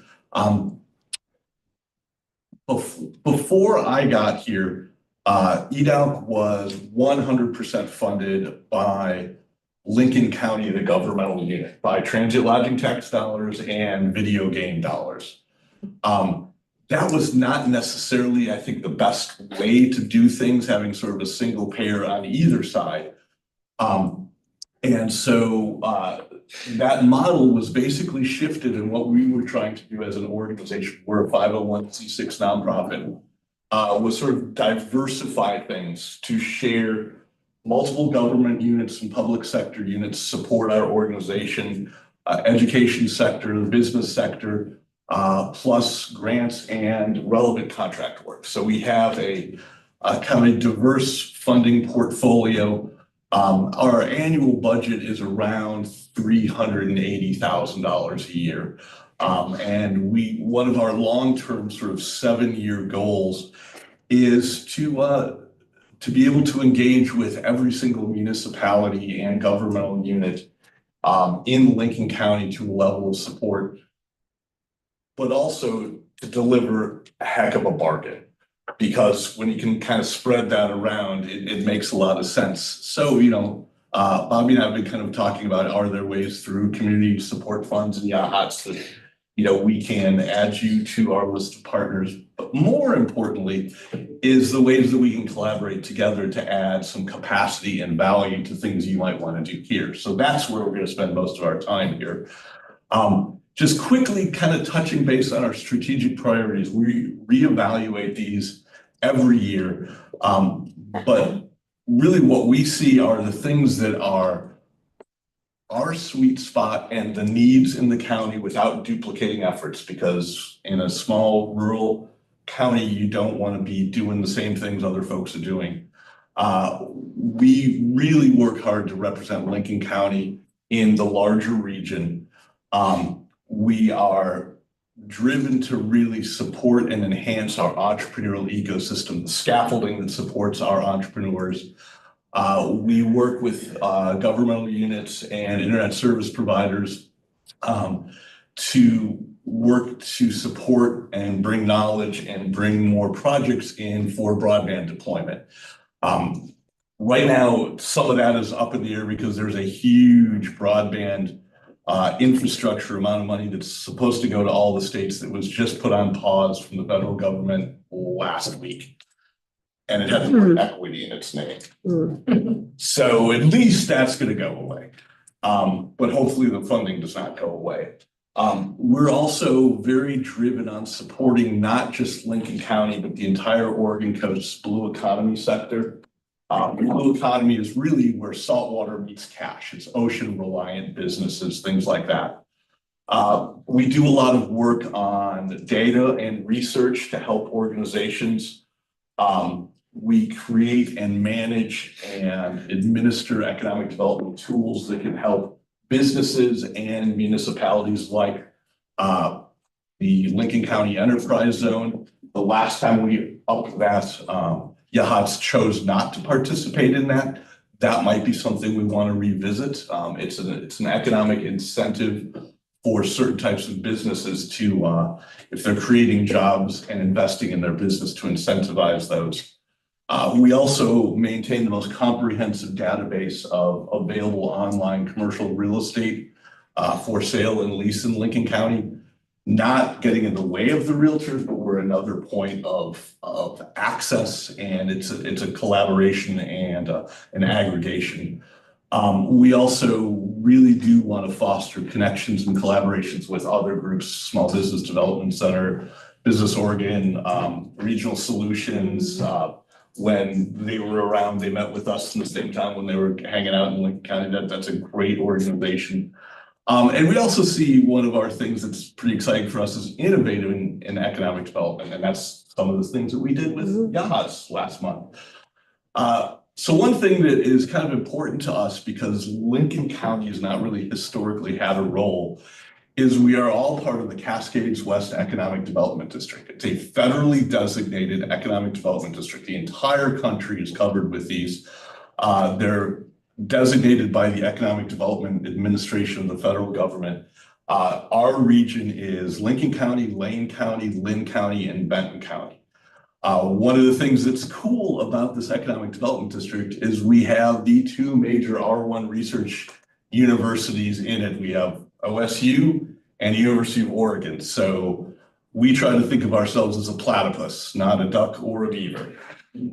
And I happen to, at this moment, have the honor of being the chair of that economic development district. So the big job that we do is we develop the comprehensive economic development strategy for the entire region. And that update is almost complete.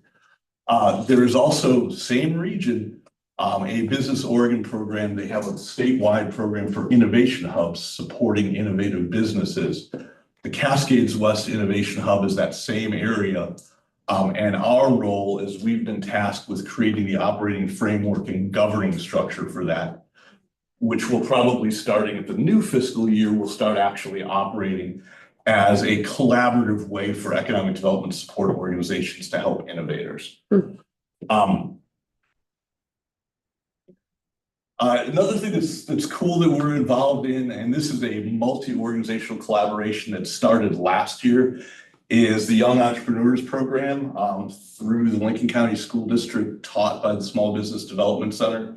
It's available to all high school students in the county.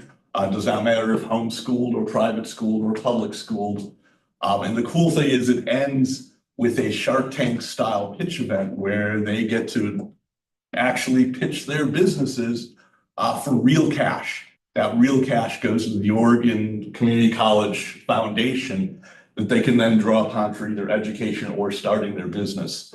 And we get to run that Shark Tank style pitch event. The last one, which was the second one, was about 3 weeks ago in Lincoln City. And it's so cool to see these young people get passionate about starting businesses.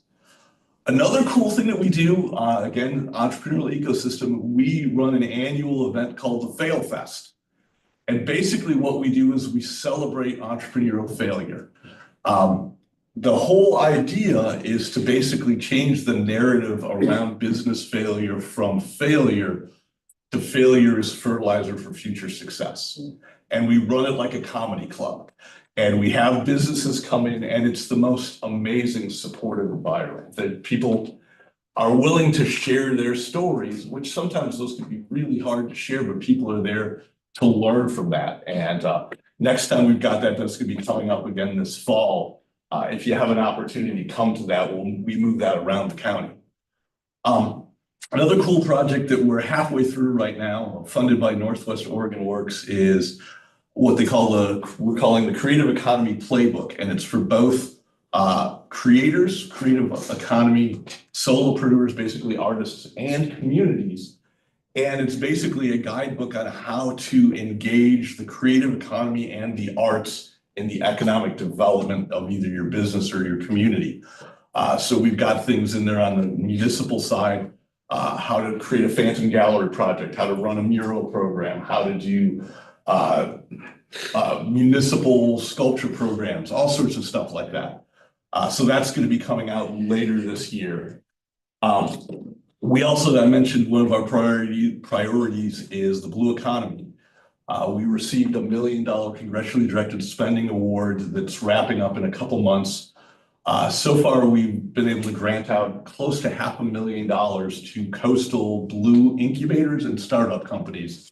The blue sea urchin right there is one of those companies is the Uni Sea Urchin Ranch that harvests zombie sea urchins off of the southern coast of Oregon, brings them to Newport, uses dulse to feed them, gets them kind of meaty, and then uses the sea urchin roe, which is a delicacy in a lot of restaurants. So it's a really cool way to get those populations of things out of the ocean and into restaurants, which is cool.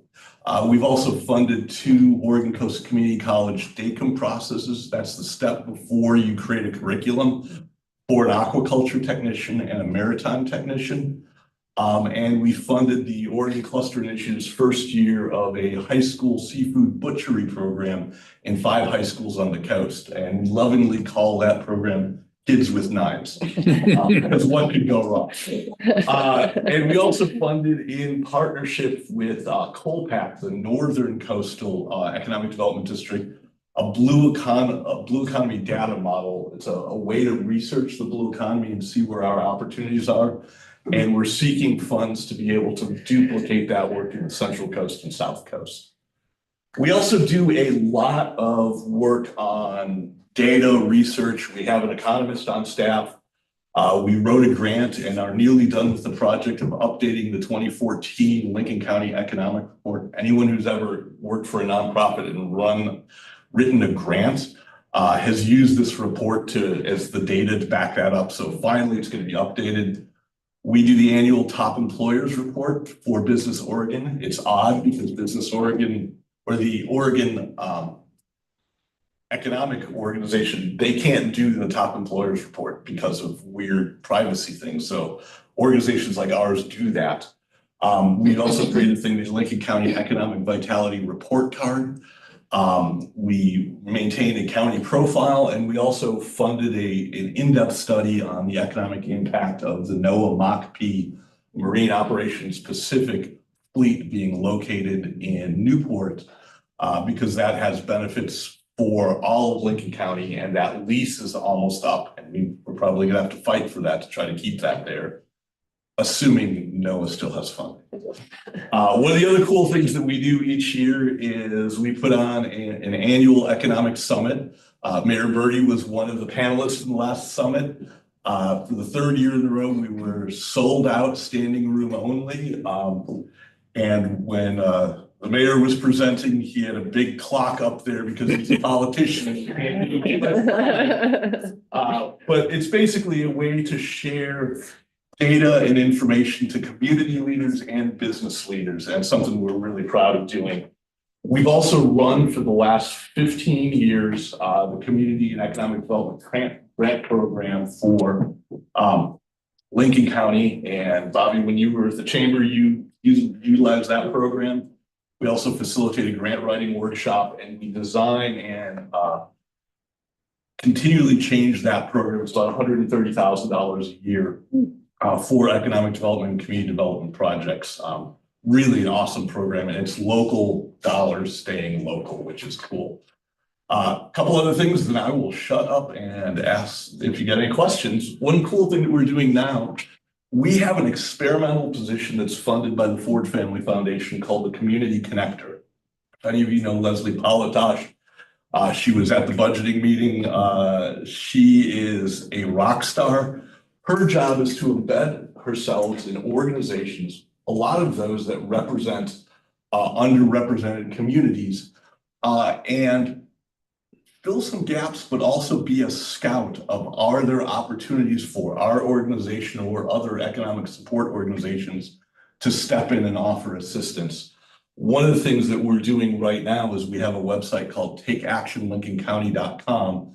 And we're in the second year of working with the Confederated Tribe. We manage and take in all of the sponsorships for their Neskia Elahi Powwow, their dance competition, which is huge. Last year, we were able to raise about $9,000 for the tribe. Our thing is we're trying to look at ways to work with them and give back to them rather than to ask from them. Sort of a different way to kind of create those relationships. We also do a lot of innovating in economic development. We've created a tool called the Deck of Lenses. It's sort of an oblique strategies for economic development. We've got a process that we're working on right now that we're going to roll out pretty soon on gamifying a municipal and organizational strategic planning process. And some of you were there. We also did a municipal budgeting game for the city of Yachats that was an online and interactive game that I thought was awesome. We designed that with Bobby's help, and we see some real legs here to kind of improve that and also bring this to other communities. So that's really sort of a super fast, rapid fire tour of our organization. But I didn't want to take too much time because I was scared that I would get the hook if I talked too much. And I wanted to say, do you have any questions, comments, thoughts, or ideas? We're here to be your economic development partner and collaborate, and let's keep our dialogues going so we can continue to do work together. And any questions? I just would say that we have a group of citizens that are working on a art program, a municipal art program. And we look forward to seeing how, when your program is ready, how we can merge those two efforts. That's exactly what I was thinking about. We need to connect on that because public art initiative is definitely something that we want to put out for the community in this next year, whether sculpture or mural. And so I think your guidebook or playbook for community artistic communities would be a great way to maybe connect those two groups together to see how that can help us get that rolling. Cool. And that's actually going to be a dynamic playbook because there's going to be things we'll learn from communities and what's working as well. Another thing that we're working on, the first steps on, is looking to create a second enterprise zone in Lincoln County, a Lincoln County resort enterprise zone that is specifically focused on building new lodging accommodations or substantial renovations of existing to be able to get some of the tax incentives that Business Oregon and the state legislature allows. So we will, when we've got a little bit, the county has to bless that going forward, the governmental unit. And that's our next step. And if we get there, that's the thing that we'll also talk to the city about to see if that's something that you would be interested in, because it would be specific tax lot IDs that you might want to see for that kind of growth. Just another tool that we're kind of working on. That's very cool. And because I have the platform, I'll just say it. I'd really like to see more recreational outfitters in the county. Yeah. I come from northern Minnesota, and it's a huge part of their economy. It drives almost probably, I think it's now up to 60% of the economy. As iron ore ebbs and flows, it's still people are visiting there to go canoeing and kayaking and snowshoeing in the winter, so. And I moved here from the Upper Peninsula of Michigan. so You I'm understand. Very familiar with that. And I'd like to see something eco-friendly for our visitors to do when they come visit. Okay, thank you, Paula. Thank you very much. Thank you. Let me unshare. All right. Look at that guy, technology. Thank you. All right, thank you. We're going to continue on with our jump into the ongoing business, and we're just going to go through and we have a presentation from the Chamber of Commerce, Cape Perpetua and View the Future. Just kind of give you a clue. So Nicole, why don't you start with the Chamber presentation?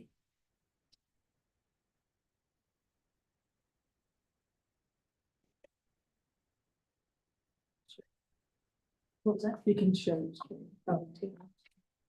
So I go to the Zoom, go down to the bottom. That's share. I have too, if you want me to share it. I'm gonna just do this and see if it works.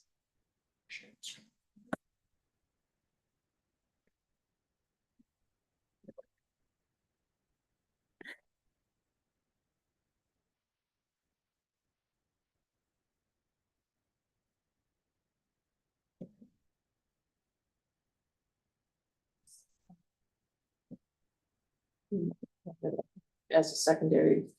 Yeah. Yeah. Disconnect and reconnect is a. Let me just pull it up real quick. Yeah.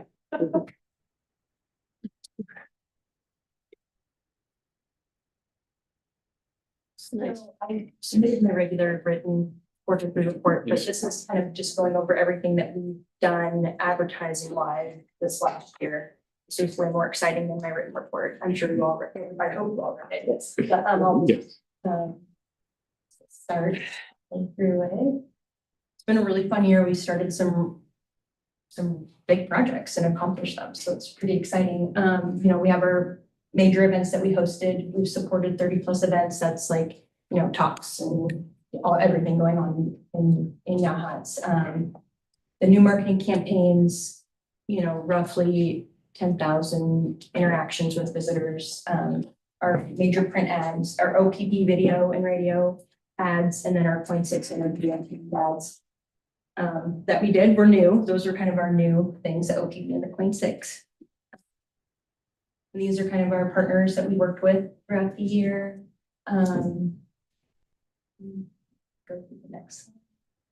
So the OPP project and the 0.6 City advertising series, we'll go through first. This is our first video. Is there sound? Mm-hmm.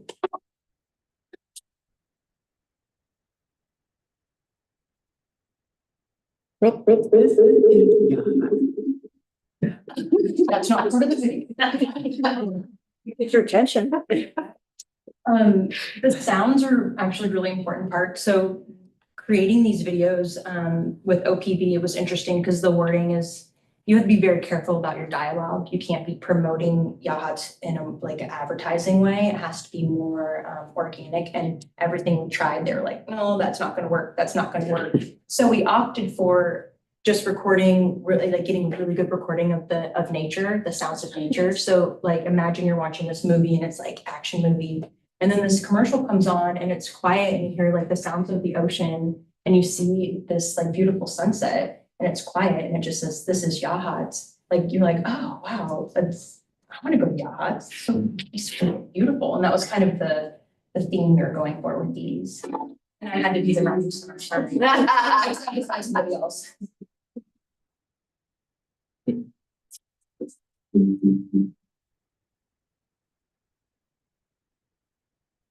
It's not the music. That's not what the music is. Otherwise, it's all fine. I don't know. I just hit to unpause and play. So I don't know why it just. Anyway, so that was a sign. No, they gave this to me in a different format, and trying to put it into presentation form was actually kind of challenging because of the way this was formatted for OPB and for being a commercial, not for a Canva presentation. So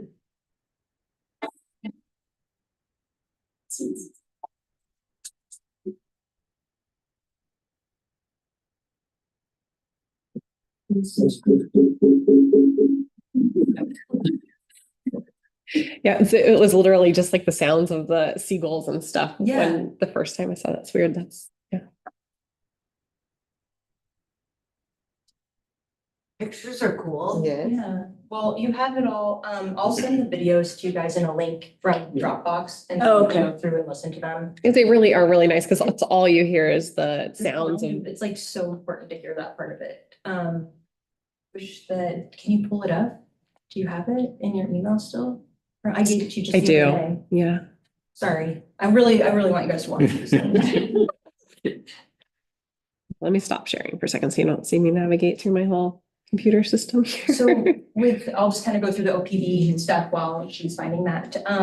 So we just ran it for that 1 month and it was for the prime time viewing. So I think that it was like when people, they have during the day, they pick the day people are watching the movies the most, and then that's when they run it. And I think it was like 48 times in a day for 1 month. Oh, wow. And then the radio was separate. They would do morning. So like, I think it was 6 a.m. to 10 a.m. and they would run it a few times an hour with our radio copy.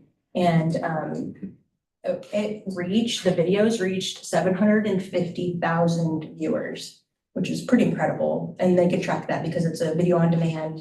The commercial, they know when people are watching them, they're knowing somebody's watching the channel. And so that commercial is going to be on during those times. So that's pretty impressive for a 1 month stint, because this was just like a trial.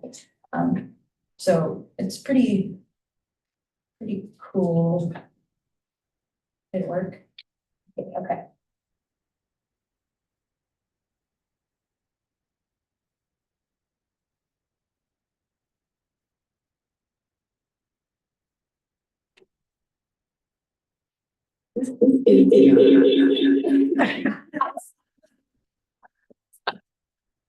Bobby gets messing with. Well, I think it's the sharing the screen and the speaker. It is, and that's exactly what that is, but you can still hear the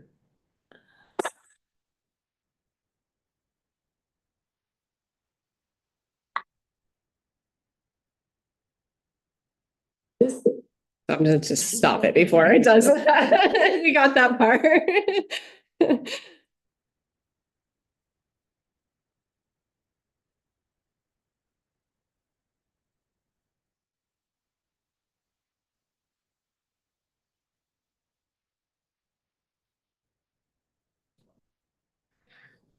But we can use these videos in different platforms. We can make them smaller reels for social media. We can put them on YouTube.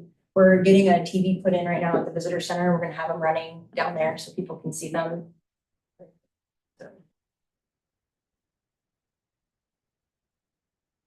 So we'll just, the third one's really great too, but we'll just. Okay. We'll come down to the visitor center and see. Yeah. And I can also send it to you. And then I don't know then the next project that we worked on, we did a 0.6 like mini advertising for Sip and Stroll. So we didn't do like a big project, we went for a smaller one. And they did an interview with me and they did, I think, 10 in-show mentions over the course of 5 days. And then they shared our video and it was really cool. I didn't want to do the interview. I tried to get anybody else to do it. I even asked Bobby. But that was actually really successful and it's a relatively like less expensive way of doing it if you want to do like a smaller, just for a promotional for a should we go over the OPB? Yeah, we got a long meeting. Yeah. so here's the recap. Yeah, so this is the campaign elements. OPB sent this to me. It reached 755, 400 people. And with the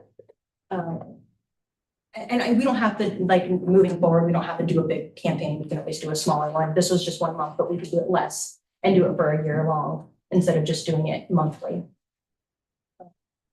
And those are all the channels and platforms that it goes through. Down there, bottom. And we can just skip through all this. This is all, you have all this in here. Yeah. Right.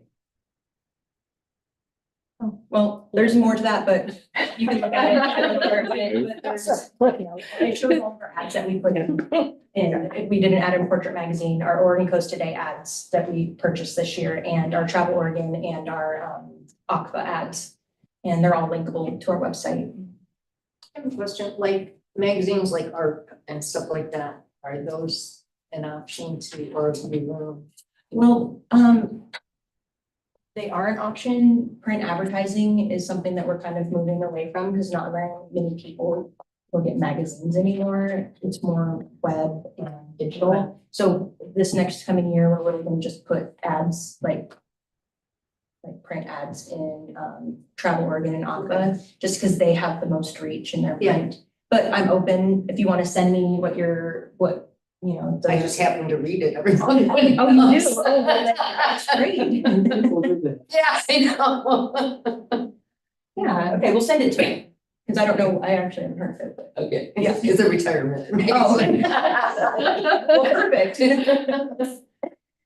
All right, well, does anybody else have any questions? So we did also get the proposal for next year, and that looks really exciting. Oh, great, good.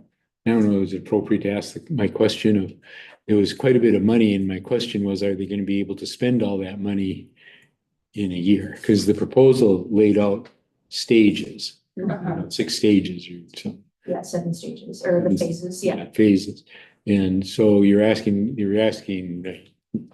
using a lot of money to do that, but was all that money going to be able to be spent in the first year? So how expensive are these videos to produce and that kind of thing?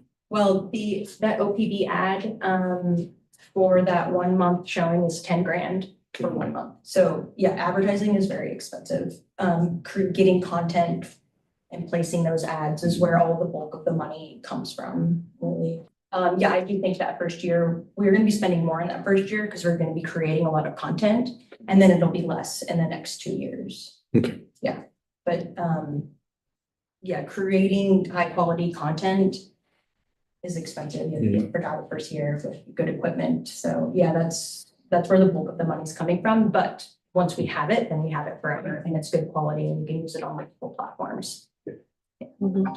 And, so this is kind of a year-end report on the contract that we had with the chamber as our destination marketing organization, which is kind of a capacity extension really for the city. So this is all work that's being done for the city in marketing to continue to bring visitors here and increase that transient lodging tax, which is, as we keep talking about, is our single largest income source here for our city budget. Thank you for the work you do. Yeah. Yes, it's kind of a righteous circle because they bring in the money and then one of the things we can definitely use the money for transient rental lodging is for these marketing initiatives. And I think right now too, like creating good content and bringing the right kind of people here is really important. So. Yeah, thank you. Thank you, Nicole. Thank you for your good work. Yeah, it was fine. All right, let's hear from Cape Perpetua then for their funding report.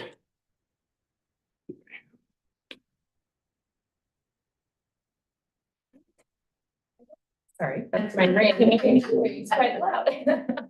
I didn't put a presentation together today. I know that you all received and read the report that we put together. So I didn't want to be redundant, but introducing myself as Talena King for those who I haven't had a chance to meet yet, or maybe not in person. Thanks for having me here today. I just joined Cape Perpetua Collaborative in January, so it's been a relatively swift last few months. Dove in headfirst and really excited about the details that I was able to share with you today. At Cape Perpetua Collaborative, we believe that collaboration is our greatest strength. So we work hand in hand with local and statewide partners to protect and preserve the beauty of this area. We also deliver those programs that I outlined in the report that serve the community and support the environment and drive that real economic impact that we're hoping to see here in this community.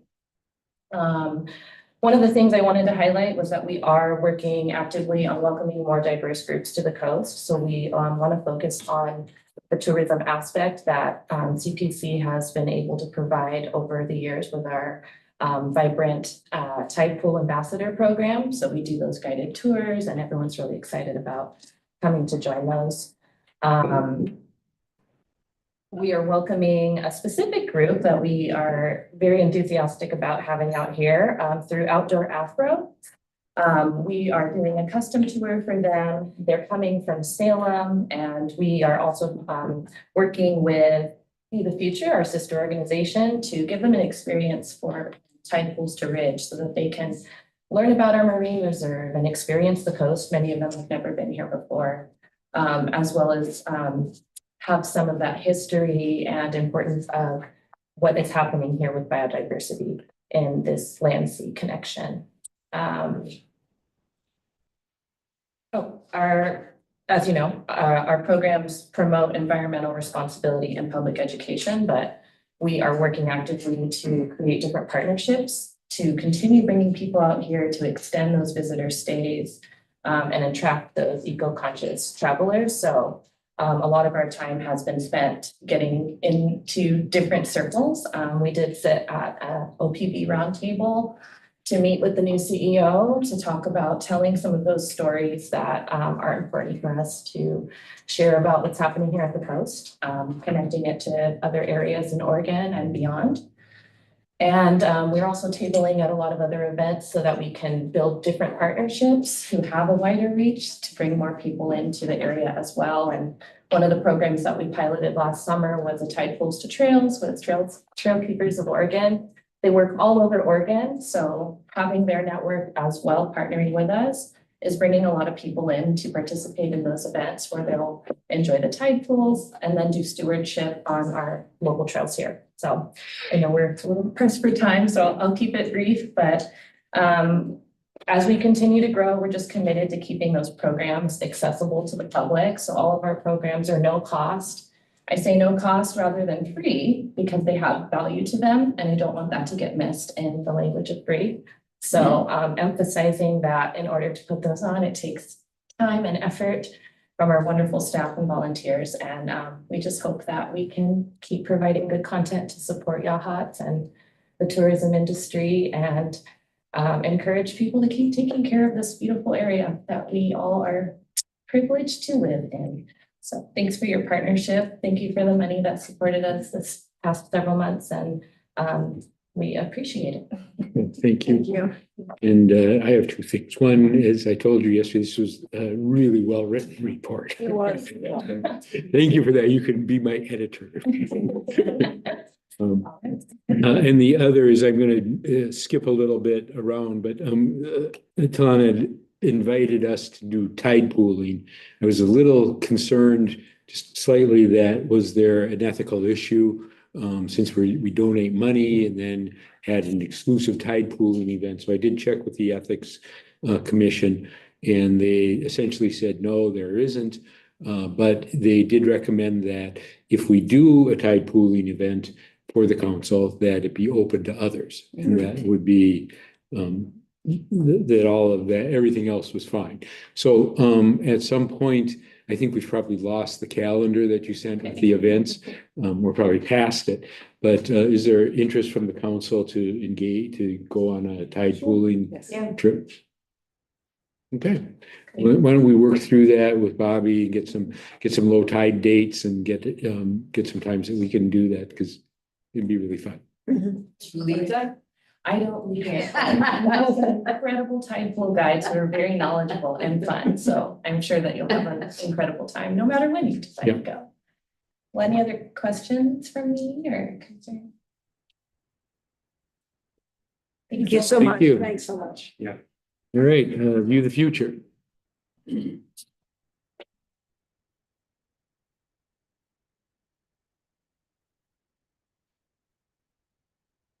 Good afternoon, council, mayor. Happy birthday, Nicole.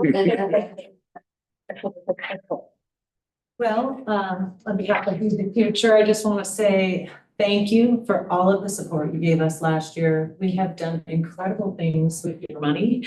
And we're quite proud of our advancements in the last 9 months since they hired me. Just kidding, but not. We have a very active and involved working board, and your support has allowed us to expand our capacity, expand the reach of our working board. We have lots of new things happening, including expanding our cultural awareness with a lot of our presentations. We're creating an educational program using our Trail Ed map, and we have a engaging, immersive, hands-on student curriculum packet we're working on, and we have several grants that we're writing to employ this program for students and bring them with our partners, Cape Perpetua and Trail Keepers of Oregon. We're working on a partner grant concept that's a pilot for a 1 day or a larger multi-year concept. So to pilot this, View the Future has written 3 grants right now, or actually 1 letter of intent and 2 grants for this educational program for students using our new curriculum packet, which is designed based off the Trail ED interactive map that many of you have seen. It's for sale in the Chamber Visitor Center for suggested donation, not for sale. And that map has a lot of Indigenous history and local ecology and biodiversity information on there. So it's really great for an educational tool. And that's what we've designed our educational program around. We have been able to have more tribal partnership through and added 2 things with our tribal education with our new Peace Hike brochure, which is displayed at the Amanda Trail entry to the portal, which talks all about the Peace Hike. With the number of visitors coming to that trail, what did we say, 1,000 a month? Well, it's actually, And they go back and forth. yeah, we haven't divided that. in 500. So those 500 people with their foot traffic can now stop and get the Peace Hike annual Peace Hike brochure. So they know that there's a major event around this space and in this space every year that we celebrate as a community. I want to add that it was not our. Under tribal supervision. Yeah, but it's also Chief Barrett's idea. And He came up with this on his own in our post-Peace Hike meeting, debriefing the event, and he thought how nice it would be to educate people before they got there. So this was his brainchild, and under the supervision of the tribes, we developed this and have it available for the community all over the place now. It's also online. Where's my reading glasses? Let's see. So with the increased tribal awareness and education, we are also, we started last year and continue and plan on continuing a post-Peace Hike meal for the tribes, which is customary for their culture to have a post-event meal to be together as the tribe and support there. I think some of you were there last year at that post-tribal, the Peace Hike event for the tribe. I'd like to add to that is that there's tribal people that come from other tribes. And it's a way for them to interact with each other. And that's been really dynamic. They said they wanted, they requested it annually. And so View the Future is sponsoring that on an annual basis. And you're all welcome to come. And it's informal, but if you go to any tribal event, even a meeting, council meeting, committee meetings, any meetings, they always have food. And so we're going to do the same for now. And we had 12 tribal members participate in that post-Peace Hike meal, and it was a very last-minute impromptu thing, but it was a full house, and we were so excited because of the interaction that it provided for non-tribal members like myself to meet some of the tribe and really be in the spirit of their community in that event. And it just is a nice dovetail to the event itself and gives everybody a place to decompress and be. It was lovely. We also have an upcoming presentation from our tribal members. A lot of presentations coming our way in regard to increasing our educational efforts and presentations and events. So we have, of course, we will continue with the New Year's Day peace hike and the tribal reception, and we have two members of the tribe coming to give a talk in the fall, Jesse Beers and Lisa Norton. And they did that talk in Florence for the tourism conference last year, and it was really good. So we secured them as quick as we could to come do that here in Yachats. And Yeah, that talk will be not about history. our land, our culture. Yeah, it's gonna be about their present culture and what's presently going on in the tribes, that a lot of our community and surrounding area knows nothing about. Yes. And so they're gonna focus on that and also their relationship or lack of relationship with majority culture people. If you haven't heard Lisa, she's a trip. And so along with our tribal education and awareness and partnership and involvement, we do a lot, as you all know, and thanks to the support of this city, to really make sure and educate the public about the importance of preserving archaeological sites in our area. And View the Future has been instrumental in working with property owners and the city and the county to ensure that we are doing archaeological site evaluations before construction. And thank you for that, and like really standing behind us in that effort, because it matters, and property owners are starting to do it on their own now, which is really cool. We're also doing a new partnership with the library and having the kids learn about the indigenous culture and how they thrived and survived here. And so we'll be part of their summer junior conservationist series. And we have Oregon State University students coming in June. It'll be the third time.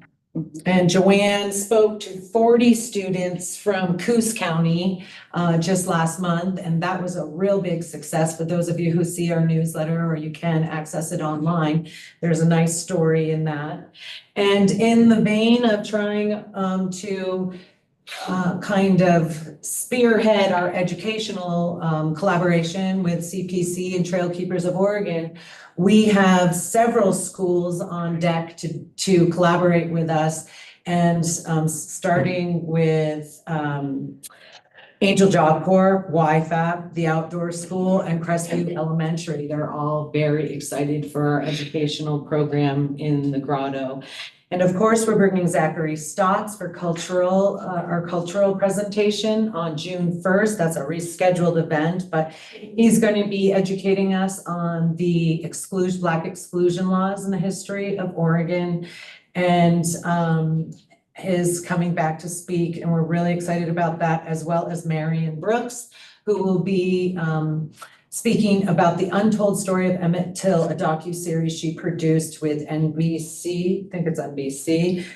But she's a co-anchor in Chicago, but she got an Emmy for this production. And she also happens to be the daughter of Sam and Margaret Brooks, who live here in Yachats. So that's very nice.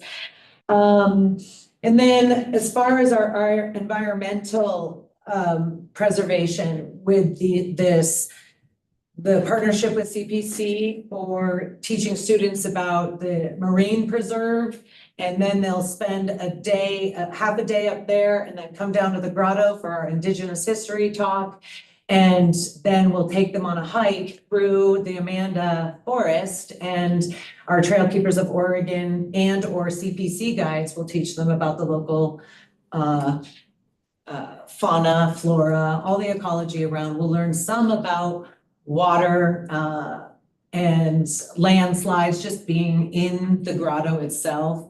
We'll talk about the natural things that are organic right there in our environment for them to have some more education about the natural world around them. We were also starting a new partnership with the Midcoast Watershed Council to do some GIS mapping of our area for our land protection outreach and goals in as far as expanding our land protection reach. And currently we have 5 conservation easements, but with your support, we've been able to develop a little mini community education program where we're doing coffee shop chats or on-site educational evenings for private landowners who want to know more about what a conservation easement is, what it means, what are conservation values and assets for their land that they should be looking at, and what does it mean to have your land protected in perpetuity and for the heirs after. And so we had our first one of those 2 weeks ago now, and time is just flying by, and it was very successful. We have one property owner of interest from that event who would like to protect some of her large land, and you can do portions of your land. You don't have to protect the whole thing. And that was a point that we wanted to highlight with those landowners. And in turn, it yielded a person who's very interested in putting a conservation easement on their property. And we hope that kind of catches fire with any property owner who has these cultural assets on their property. And View the Future is very involved in the consultation and site visits to work with the property owners and the county and the city, as you know, to just kind of identify what steps they need to take. And so we're highly involved in that. And one of our strategic goals is to expand our protected land. And so we're not just solely focused on Yachats Ridge. However, that is still a very big focus of ours. And as I reported in our newsletter, we do have another agency, a very large agency who's interested in this, and they're in dialogues right now and doing their due diligence with the owners. So that's why we're kind of quiet about it right now, because we're waiting for the outcome of that negotiation. And of course, everybody's hush hush, and we can't really find anything out until we are at the end game. So We're still doing tours. we are giving tours because if not this organization, we're still gonna find another one. And so we have our long list of our approach and strategies of how we're gonna do this, but it is definitely a priority goal to continue the tours for Yachats Ridge, educating the public and interested parties about the value and need for that. When I hear the recreation goals coming to play with Paul, I think Yachats Ridge, that is an opportunity that we need to continue working at. So that's our environmental preservation work, as you read. We have the report, so Yeah, I don't need to go into every little thing. The third page of the report really talks a lot about our work with the city and the county. You see our ongoing goals. We're bringing in the Climate Wisdom Lab, which is a 2-day workshop for professionals in climate action and conservation industry, or students in that field to come and come to Yachats for a 2-day, full-day workshop that really highlights the struggles with our industry and gives our professionals the techniques and tools to strategize around barriers and not lose the psychological momentum to keep pushing. I mean, Joanne's a very good example for that group because she's been trying to save Yachats Ridge for 20 years. 21, and we're not stopping until we save it, but I think you should be teaching that workshop because you've got resilience down. So that is a lot of what we've done just in the last 5 months. And you saw our first 6-month report to you all of what we accomplished there. And honestly, having me here as their executive director has really allowed and afforded some of the other efforts that you've just heard about to happen, because I'm really focused on one thing, where our board member and our co-chair are working on the other projects, and we've been able to divide and conquer much more effectively, much more professionally. We're really trying to focus on our marketing efforts right now so that the community knows who we are, what we do, and we're not just that organization trying to save up there. So we have a lot of educating to do, and we're going to continue doing it. Yeah, and just one more thing that some of you are aware, all of you are aware of, is that with our conservation easement efforts, we're looking at people in the city as well as outside the city. There's lots that are steep, not great to build on. We're losing a lot of our conifers. You know, there's some middle growth conifers in this area, and you know, it would be nice for those steep lots if we consider and to have green spaces. You know, I don't necessarily have to be parks, you know, because you know, you go up a Brighton Hill, there's a lot of wildlife up there. And wildlife corridors up there and a lot of water that comes down that hill, and it'd be nice to have a few spots of green so it isn't just totally wall-to-wall houses. And so we're educating those owners too. Well, and working with the city, and if they don't want to work with us, that's fine, just work with the city. So thank you for your time. Any questions? Not a question, but a comment. Reading your report, first thought that came to my mind was with all this discussion of the history of the indigenous peoples and whatnot, I wondered whether view the future is becoming view the past. Then my second thought was that it's more than appropriate, it's crucial that we can't view or visualize the future without knowing where we came from. And I really appreciate your broad horizon here. Thank you. You're welcome. You know, there's been such a huge turnover here. And so when we do these talks, it's a lot of new people. Also, there's new people who are part-time. And we're giving increasing more presentations to visitors. And then there's our focuses on young kids. When there were 42 children from the Coos Bay 8th grade class came, you know, Jesse Beers was there too, around cultural resources. And he invited me to say some words too. But, you know, for the students to hear the story from him, and they're, you know, and really, you know, I got the trailhead map and they just love that. But they really were absorbing that information. And they're the carriers. You see, they'll, you know, all, you know, and that's what I'm looking at.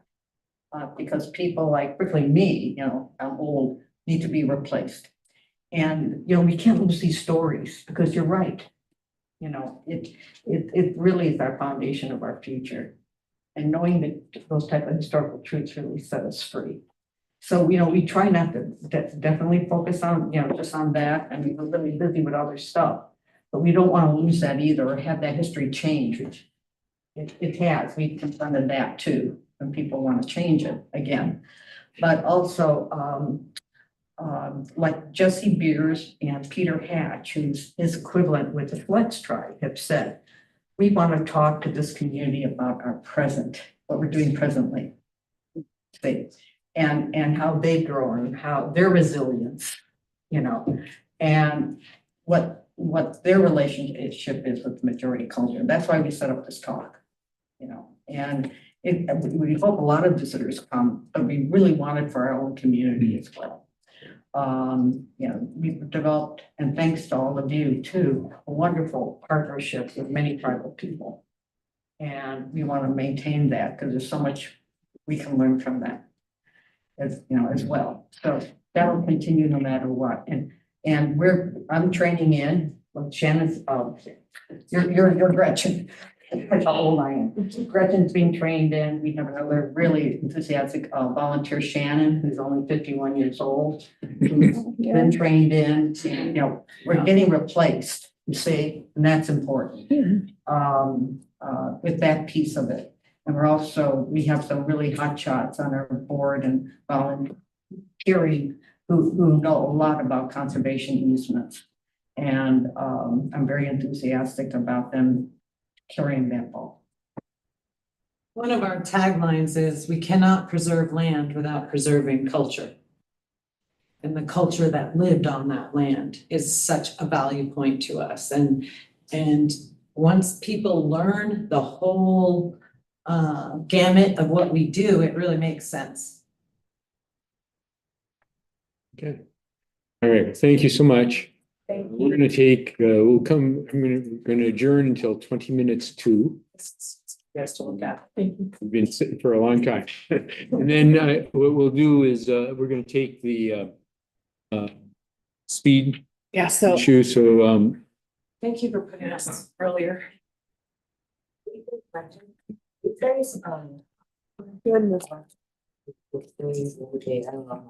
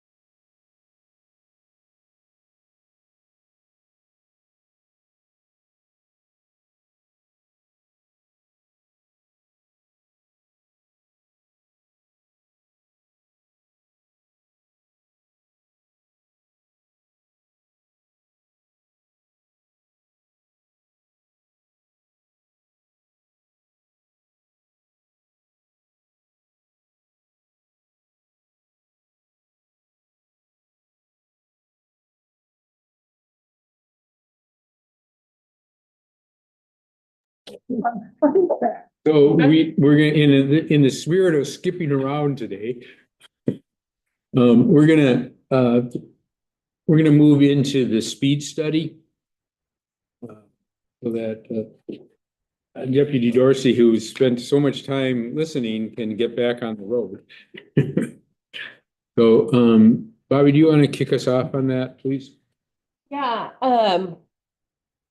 so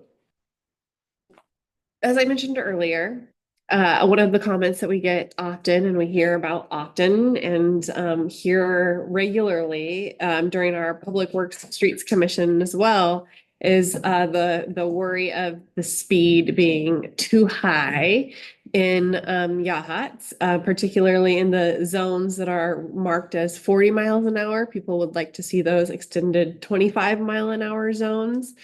There's a lot of, we hear it all the time. Yeah. Yes.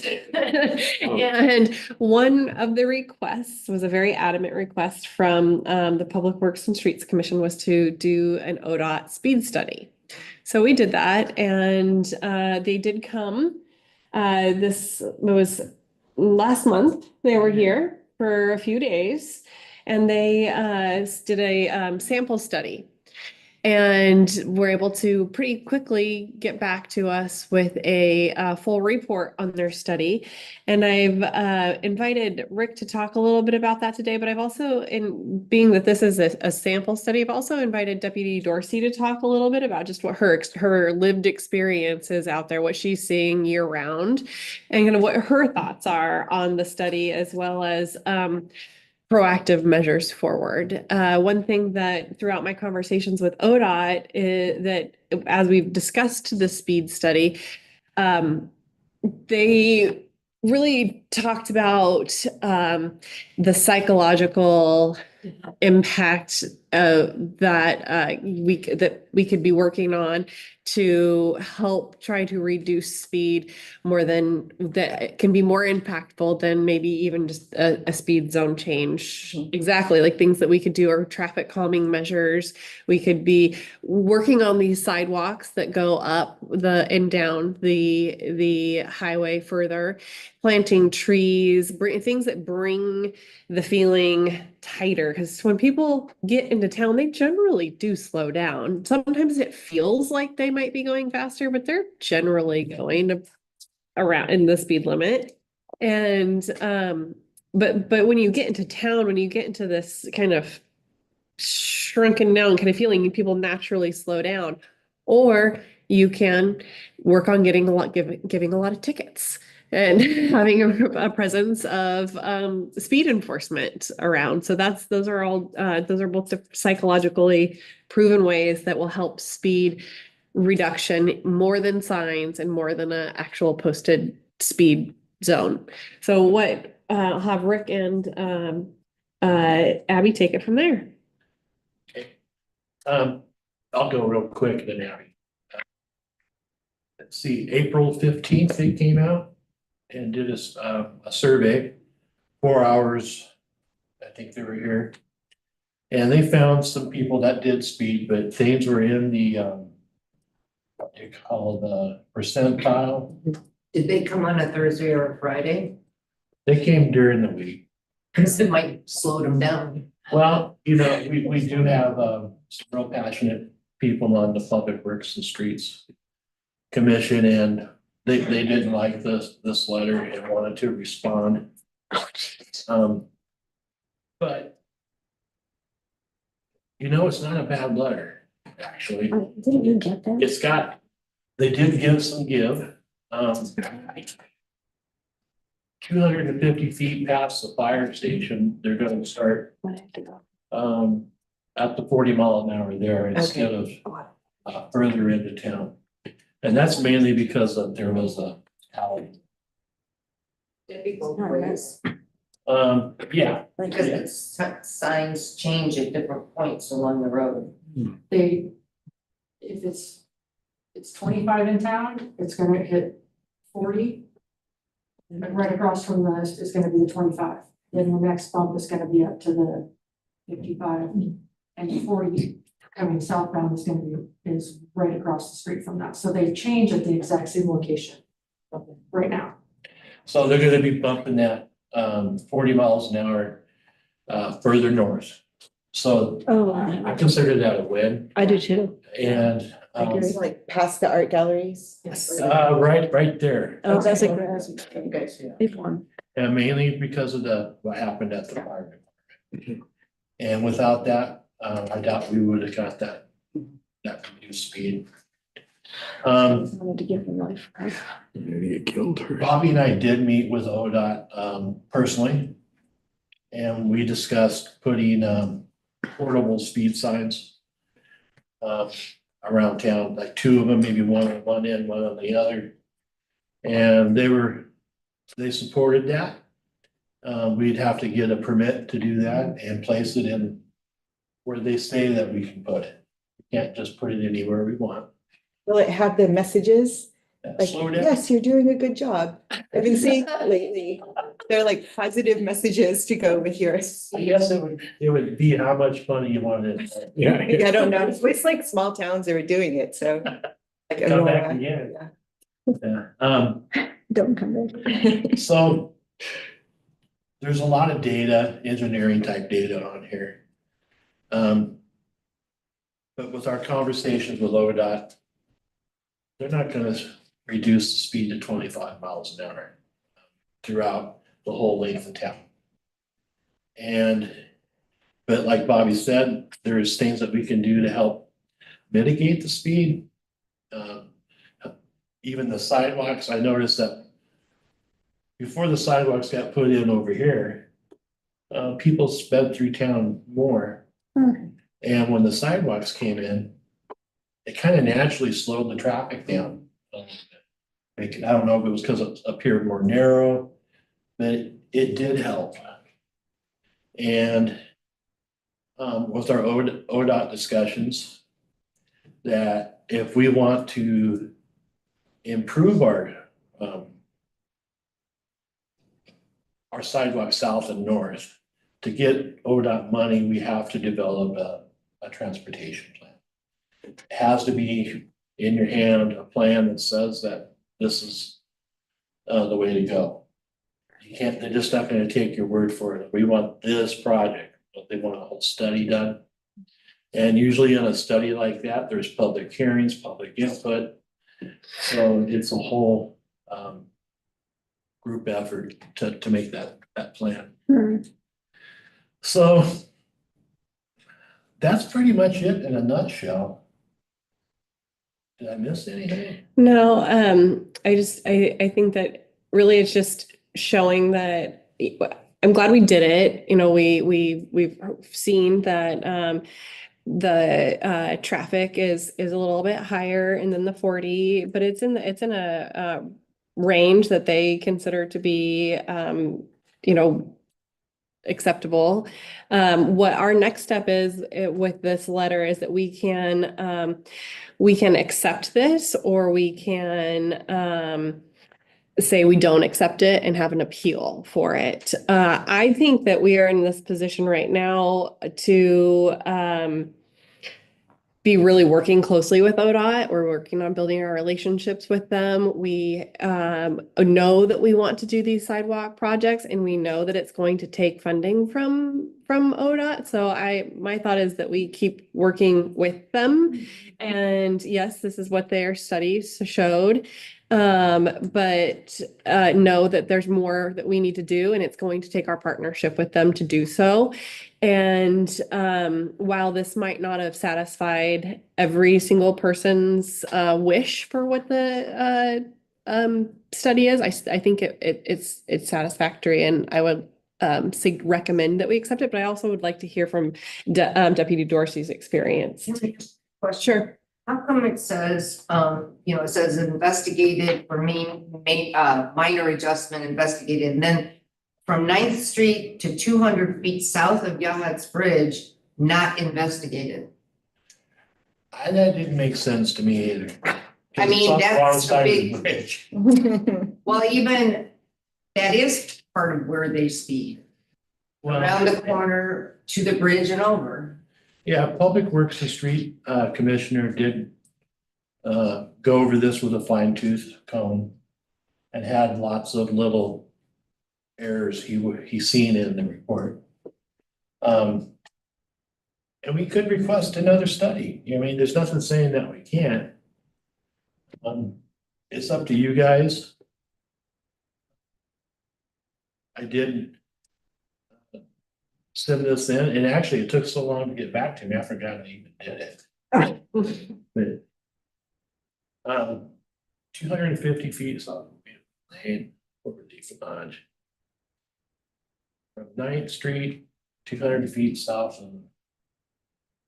I mean, that's a huge chunk of where also a lot of speeding happens. Yeah, and that's pretty much covers where we want to put our sidewalks too. I'm not sure. I don't know how to answer that. Well, I would feel like maybe we'd ask them and figure it out, like, Yeah. ask them to do that part. Yeah, we can ask questions. Didn't we ask them a few years ago to make that 40 farther out and they just said no, it was a. Yeah, No, I actually- had some memory that they were not very cooperative at that point. No, and even, this is going back a while, Ron Green, the mayor Ron Green tried really hard with ODOT to get the speed lowered and had no success. Right, that's my memory. Can I suggest Yes. why it's not investigated? You're gonna say the same thing I am. Because that's the 25-mile-an-hour Yeah, zone. It that's wasn't what I'm gonna saying. change. No, they're not gonna make it 20. Yeah. 15. There was no need to So change. No, because, but maybe they would have some other things that they can do, like part of it, I think there aren't enough signs saying what the speed is of the bridge. The bridge. The bridge, our bridge. Oh, you're talking about 9th Street. It's from 9th Street to South, it's Oh, 25 miles an hour. Yeah. And yeah, I mean, our experience, I think, is that people kind of speed up when they see that bridge, but yeah, I think that probably was the case, that it's already 25. The only sort of outstanding question is what's the percentage of speeding? Right. And that's not really what the intent of this study was, from what I can see. It was like, Speed study. one would think, but it appears that what they were looking for was, is it the appropriate speed limit in the areas north and south? Those were the areas that were wanting to be reduced in speed, so that's why they focused in those 45-mile-an-hour zones. But okay. I don't know if they have it in a city on Highway 101, if they have anything lower than 25. School zones. Yeah. Yeah. City streets, you can lower it down to 20. Off that way. Yeah. it's 15 to build schools. Well, 15 officially, or someone put a sign up. Okay, Okay, what do you have to say about this study? What are your thoughts, Abby? So that study was way over my head. I'm not in engineering and don't understand everything. But I can speak to you from my own experience in working traffic in your office. And I take a bunch of things into account. So we have what they call violation of the basic rule. That's 811-100. That's what I enforce speed under. That is a totality of circumstances. So you take into the traffic, whether it's heavy, light, moderate, whatever. I take into account the weather, I take into account the road conditions, pedestrian traffic, all that stuff. And that warrants, so someone can be going 30 in a 25 and have it be foggy with no visibility, and we may stop and talk. Just like if you're doing 55 and a 55 going over Cape Bellwether and you cannot see, you're going too fast for the conditions. It's basically what we do. There's no required amount over set speed over that we are told to stop at. It's our discretion. Obviously, the higher the speed in the slower zones, 35 and a 25 is substantially different than 50 and a 40 to me and my experience with driving. So the other factors for enforcement, from my point of view, my perspective is you guys see where I park. I'm limited on where I can park and safely turn on a violator. My radar is front and back, but it's fixed. I have to be parallel to the roadway that I am enforcing traffic on. So I can't just get a car, I can't be parked facing the 101 and get a car speed.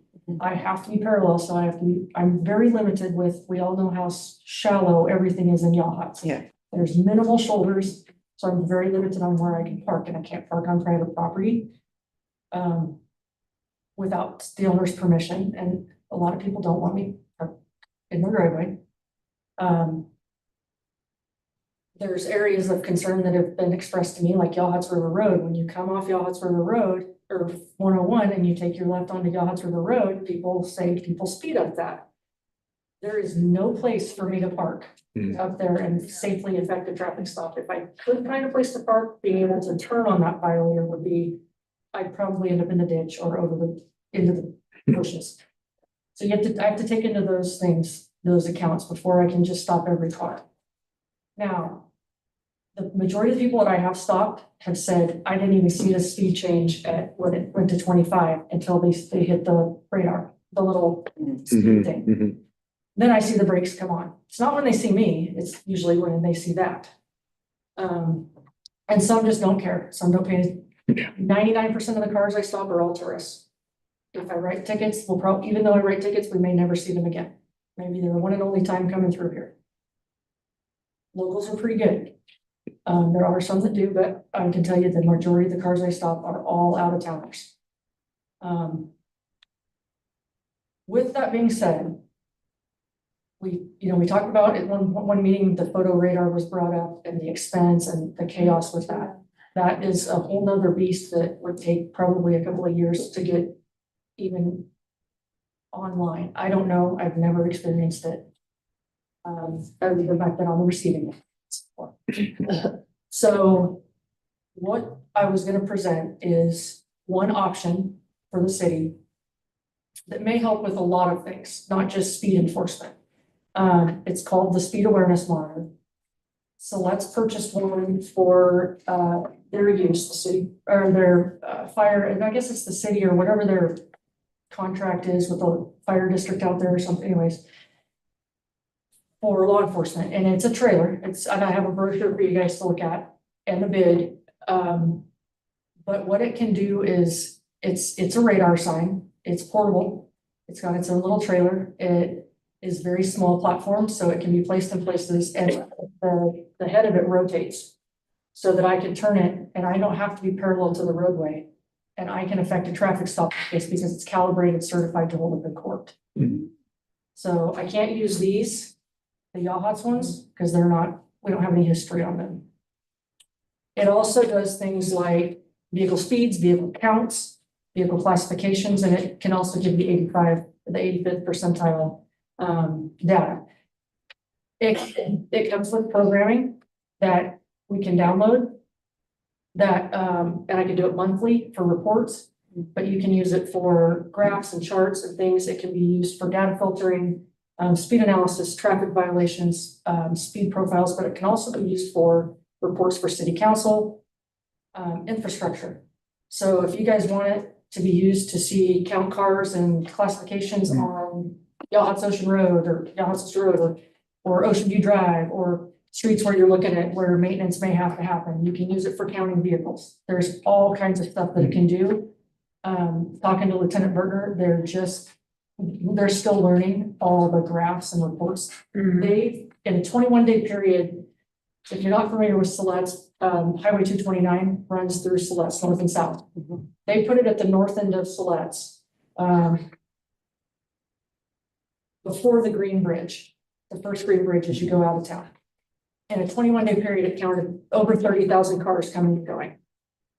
So, and it got speeds and it got classifications, and you can set it to do it. You can graph it for certain times. You can do all this fancy stuff to get this data. And it also comes with, it's solar powered. And so you can recharge your batteries via solar. It would be kept at city hall or city shops when it's not in use. My vehicle would be equipped with a tow hitch that would allow me to place it in different places for my purposes, and then obviously the city can move it wherever they want, if they want to use it for collection, data collection.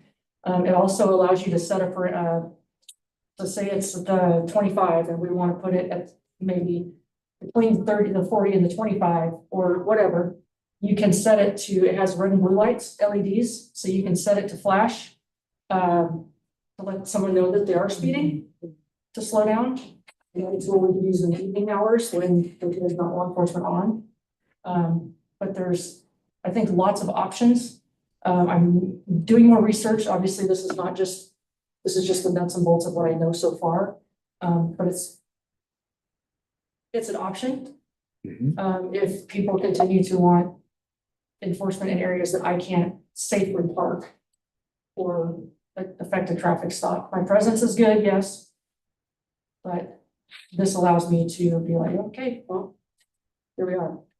And we could put them like in the different 40-mile-an-hour, so people who are in that 40-mile-an-hour know that they're speeding, or maybe move it closer out to the 25-mile-an-hour so they see that they're speeding before they really get to the one that's already in place. Now, do these need permission from that as to where you can put them to? We just have to submit an application to them, and they will know that we have it, and they seemed pretty open to that.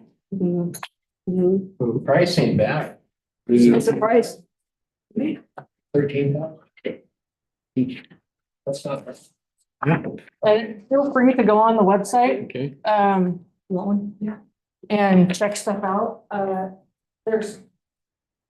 I have the rep's contact information, and I'm happy to see if you would give me more information, and also, like I said, I'm not the tech savvy one, so we're still learning, our office is still learning, how to filter through the graphs and the settings. You can have your own preset reports, and things like that. So once we get it all dialed in, it would be a fairly, sounds like a streamlined process, but I know, like, you may use it for different things. I know we have Neil, our infrastructure guy, but there's lots of, especially for road maintenance. If we need to know what kind of things like that, I don't know, it's just. And you'd be able to tick it off of it. Correct. Yeah. This is all certified, calibrated. Yeah. And It works okay in the fog and the rain. it has a very long range. It's like up to 1,200 feet, the radar. So, and I know the Silettes, they just learned after pulling the data from where it was, because it showed all these cars speeding, but it wasn't, it was catching, because the distance is so powerful that it was catching the cars in the 55 coming into Silettes, thinking it's telling them it was speeding, but it was really like 30 mile an hour or whatever. And it was like, no, they're not speeding. It's because we have it set too high. So we have to adjust the parameters out there. So Cool. Do you know if this is a contract or a purchase? it's a purchase. Okay. 15,000. I know that there's members of the Public Works and Streets Commission that have been really pushing for the permanent speed camera that can be ticketed off of. From the preliminary investigations of that, it would be like, when I was talking to ODOT about it, not a single community has them that's not connected to a stop light. And they are around $500,000 to $800,000 to install, and you would have to have a third party that runs them, and they would get a majority of the ticketing revenue from that. So, Well, the people can object to the ticket too, so then you're gonna have to have someone, I would think, defend it. I mean, it seems to me, my son worked for one of these early on in his engineering career for about a year in Chicago.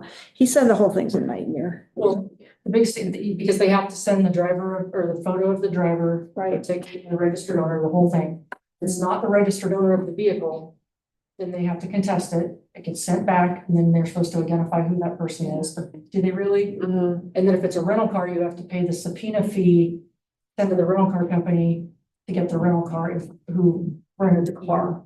Then the ticket can be issued. and do we want that to be the lasting experience of a visitor who comes to Yachts? Time we'd have to use. I haven't seen it unless it's been affiliated with a traffic light. Right, right. Which is true, yeah, but I was trying to research options I like. for, So how about a couple of these and some nice big trees? Yeah, or you, I have two reservations about the photo option. And first is that, unlike you, it has no discretion. mhm. And if you see, and if a bright sunny day, nobody around, because it's 5 a.m, see somebody going 10 over the limit, you can say, you know, that doesn't, not within parameters. But your camera, you know, it doesn't have any judgment. And second is, when you're sharing the fine money with the company that builds it or rents it or whatever, it's polluted. In other words, a private company is interested in money, Mhm. and they will make whatever adjustments they can to maximize it, and that decreases. Well, again, so, Would something like this be helpful for us developing our the transportation Mhm. Transportation Growth Management. TGM? Yes, this would be absolutely very beneficial while we're writing that grant and working towards planning. And being able to collect that data that we have to be able to put into that application towards our planning and hopefully applying for construction grants in the future off of that plan. So a question for Rick and city managers. I understand that there are people that are very passionate about speed on the public works. Are they willing to help write the TGM and work with these kinds of things, or are they just gonna dig their heels in and? I think they would be willing to look over and help us with the TGM. And I think that this is a really great compromise, really just like, this is something that we can do. We're making a step, we're showing initiative, we're not turning a blind eye, we're hearing them, but this is something that we can do. Citizens feel like we're doing something too. Mhm.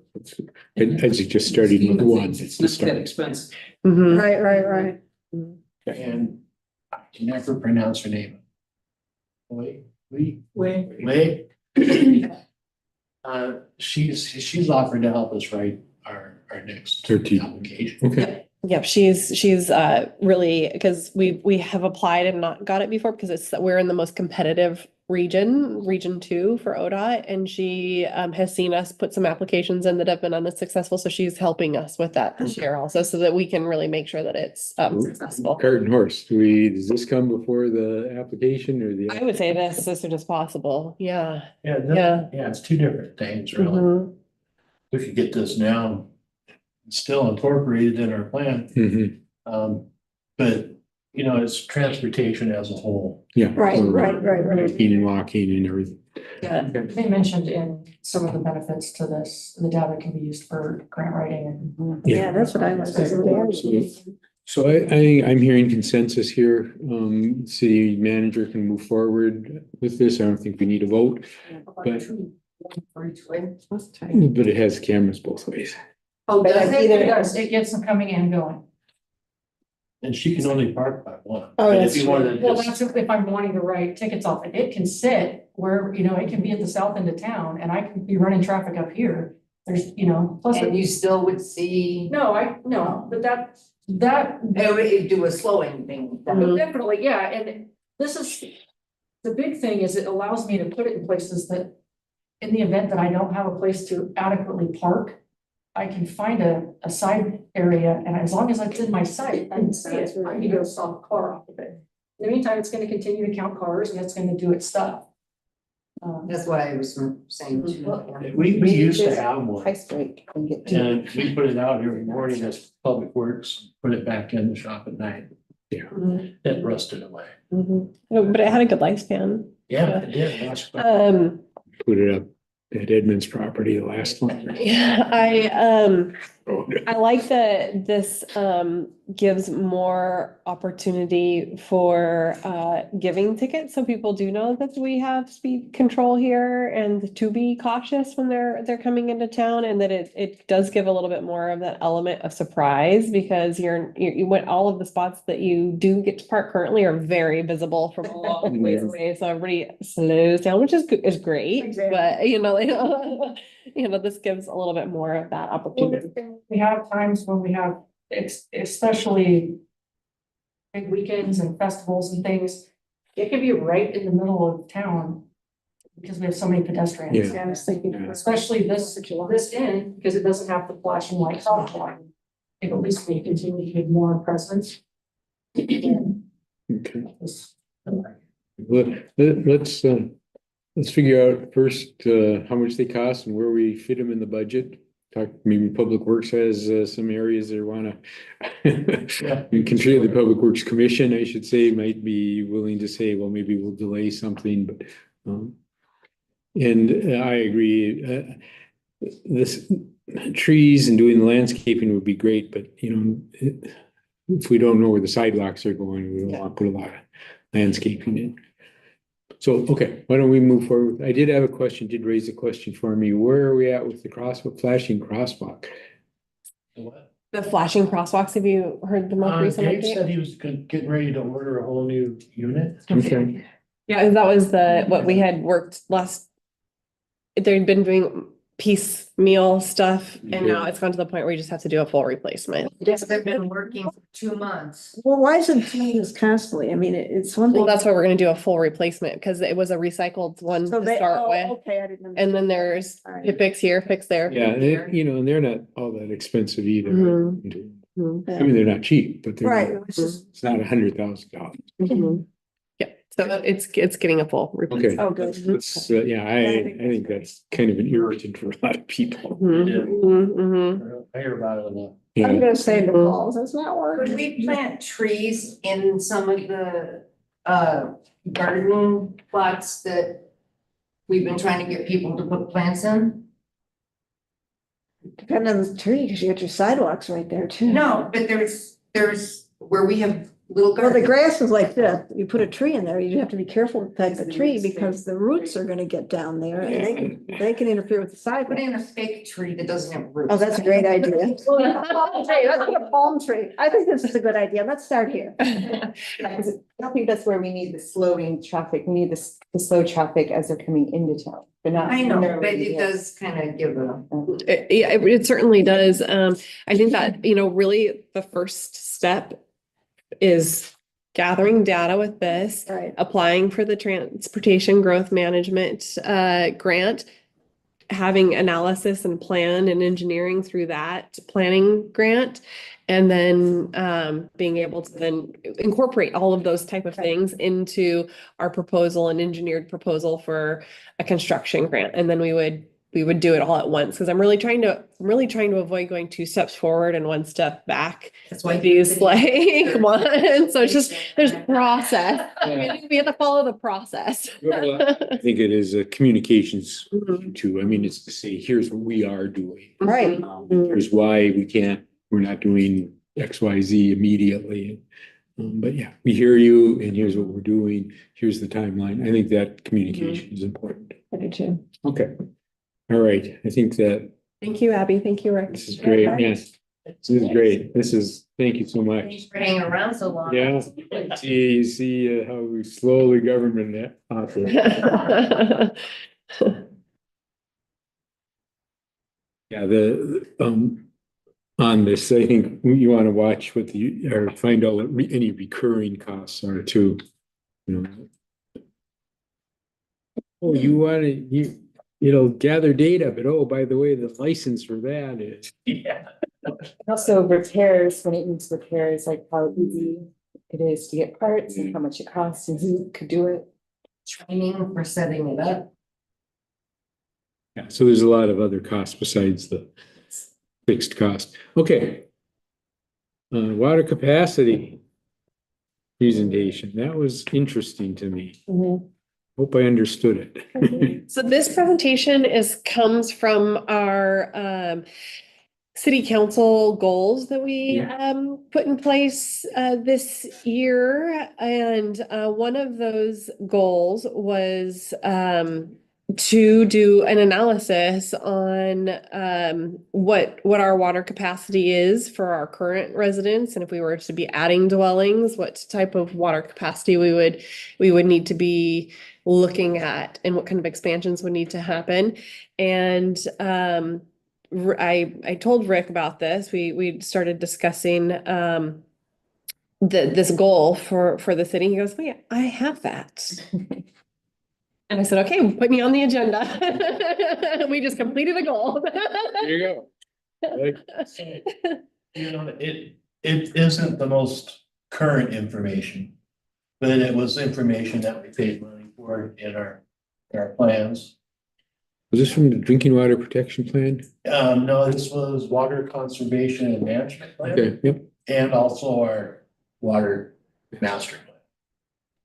So, as we all know, during bad droughts, our creeks get down pretty low, and I've seen it get down to 185 gallons a minute. And that's about 200,000 gallons a day if I ran the plant 24 hours a day.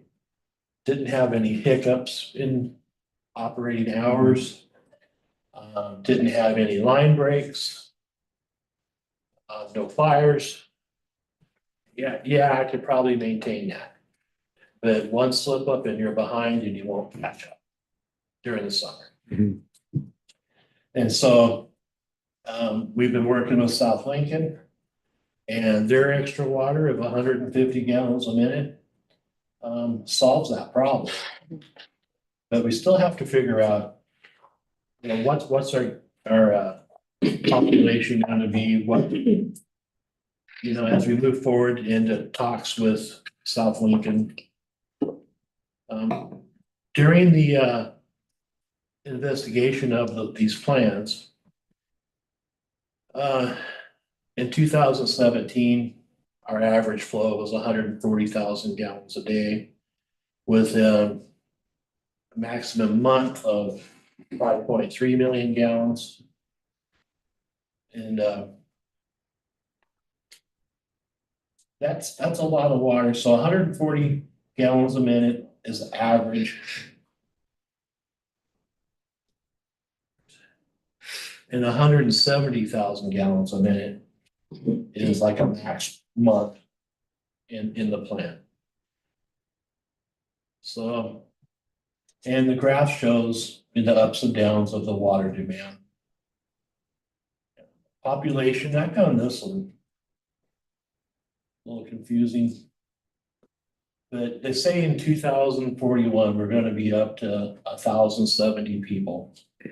And currently, it says that we have roughly 940. That was in 2020. So that's only an increase of 130 people in 20 years. But if we have housing developments come in, and you know, we're putting 50 here and 50 there, that adds up fast. And so we need to know. One of the questions I heard, I think it was you, Craig, how many gallons does the average person use a day? And so, but at the end of this report, the average person uses 73 to 100 gallons a day. So when you have a development come in, you can kind of calculate how much water that development is going to use to a workable degree that you can control, manage the water usage. But our creeks aren't gonna flow more than they have. Matter of fact, we're at 75% of our normal rainfall right now. And the rains that we get now help us in the end of the summer. So if it rains during the summer, most of the time it just runs right off. You know, bump, but the ground's dried, it just rolls off in the ditch line. So. You know, they say that we're gonna be up to 220,000 gallons a day in 2041, which is more than I can make during the summer right now. So we're on the right track with our relationship with South Lincoln. Like I've mentioned before, they're currently doing their water management and conservation plan. And I've been helping with that, and I'm here to say that they got enough raw water to supply us. And take care of their own build out in their own area. But I'm not on the board, so my thoughts only count. I think it's really great that you are continuing to build a relationship by supporting them when they're, going through growth or, personnel issues, and helping them kind of navigate through projects to help this relationship continue building, because as we see, it's pretty critical relationship for us to have into the future. Even if we do build more reservoirs or a bigger reservoir, we still are limited in our water source. Yeah, reservoirs don't get you very far, very long. So you said they have raw water, which, I remember from their water study that it was pretty clear, but do they have the capital investment to process that water? Do they need another clarifier? They'd have to fall into operating more hours per day. Okay. Which, I don't like to max out a plant. I like to have a little more room. Sure. And so they have the ability to add another module in their water plant. They got 2 in there right now. They got room for it. It was made for 3. So putting another module in there is no big deal, but currently their focus is on leaky pipes. So you can have all the water, you can reduce all the water, but if it leaks up the pipe before it gets here, it's not good. So they're in the midst of engineering a $5.3 million water line replacement project. It's several water lines. Yes. And you mentioned something earlier saying that we have the most expensive water, or some of the most expensive. Well, South Lincoln's water is cheaper than ours, but they also have a bond charge. So at the end of the day, my water bill where I live, I'm on their water, is higher than it is here. What was the charge? I missed it. A bond charge. Okay, yeah. So it's right on the bill. Yeah, so it's right on the bill. Oh. So, they operate a little differently than we do. This isn't the first bond that they've had. They've done a lot of work in the past on bonds. Their money in the bank is not very impressive, but, they get by. And they,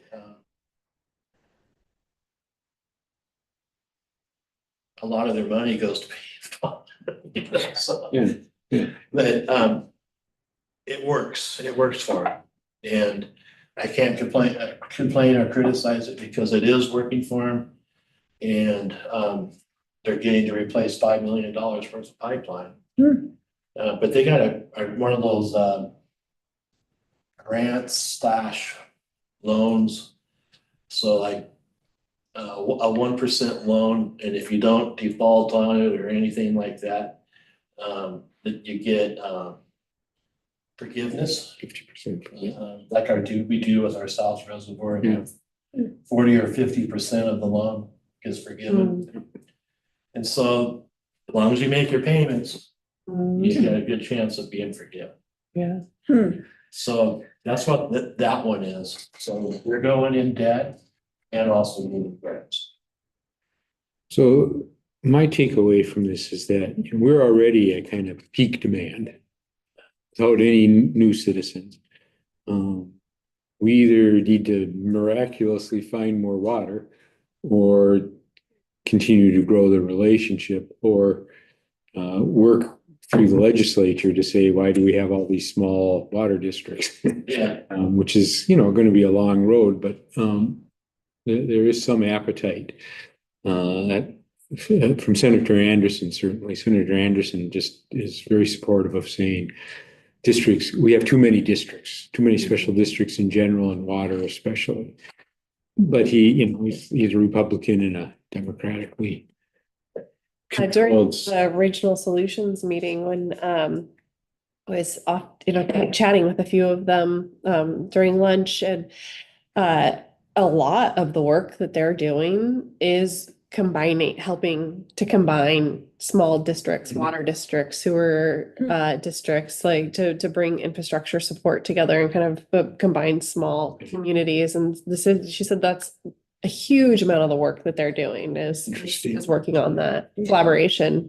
I don't want Southwest Lincoln to feel like we're, you know, threatening them, but on the other hand. They're No. afraid of that already. I know, they're terrified of it. Because I'm not sure why, but.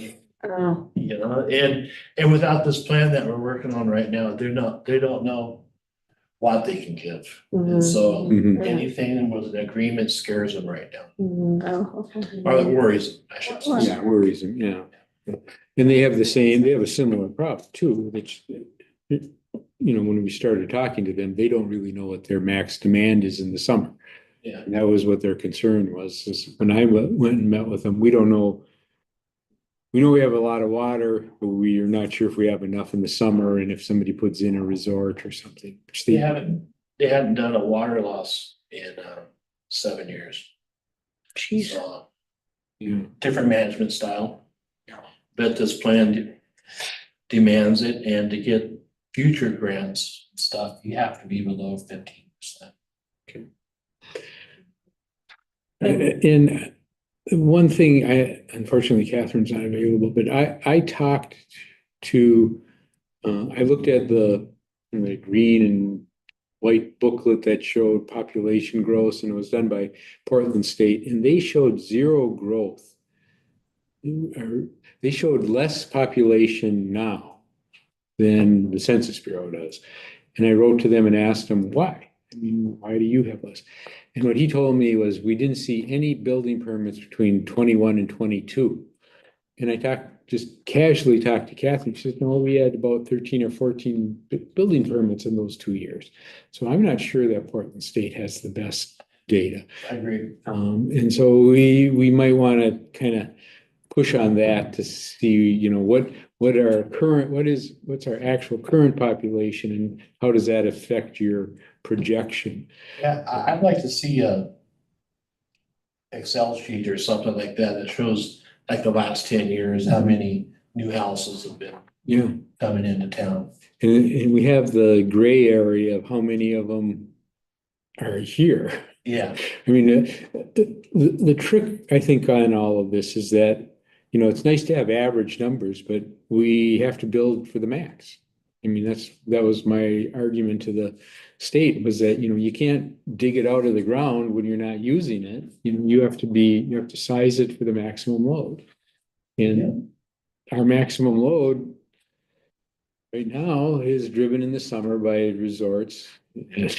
Paul's talking about another resort. That would put a real, you know, we probably have land for it, frankly. Yeah, Dublin has that big lot right next to Yep, and there's the wetlands to the north of, just the south of Marine Drive that conceivably could be built on. Somebody It's got a lot of invested. water.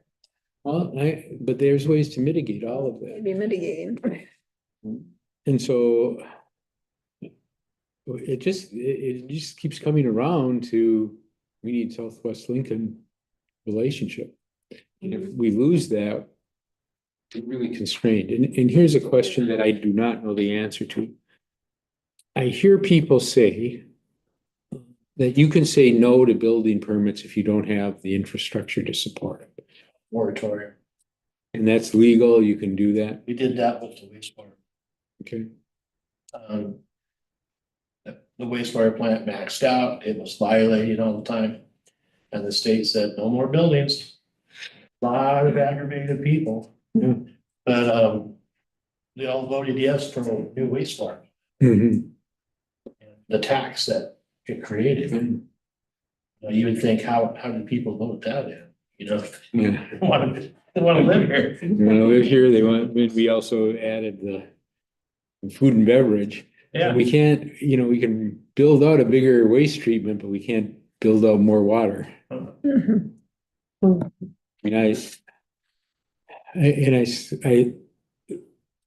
mean, we rapidly get to that point of the Yachts River, I'm afraid.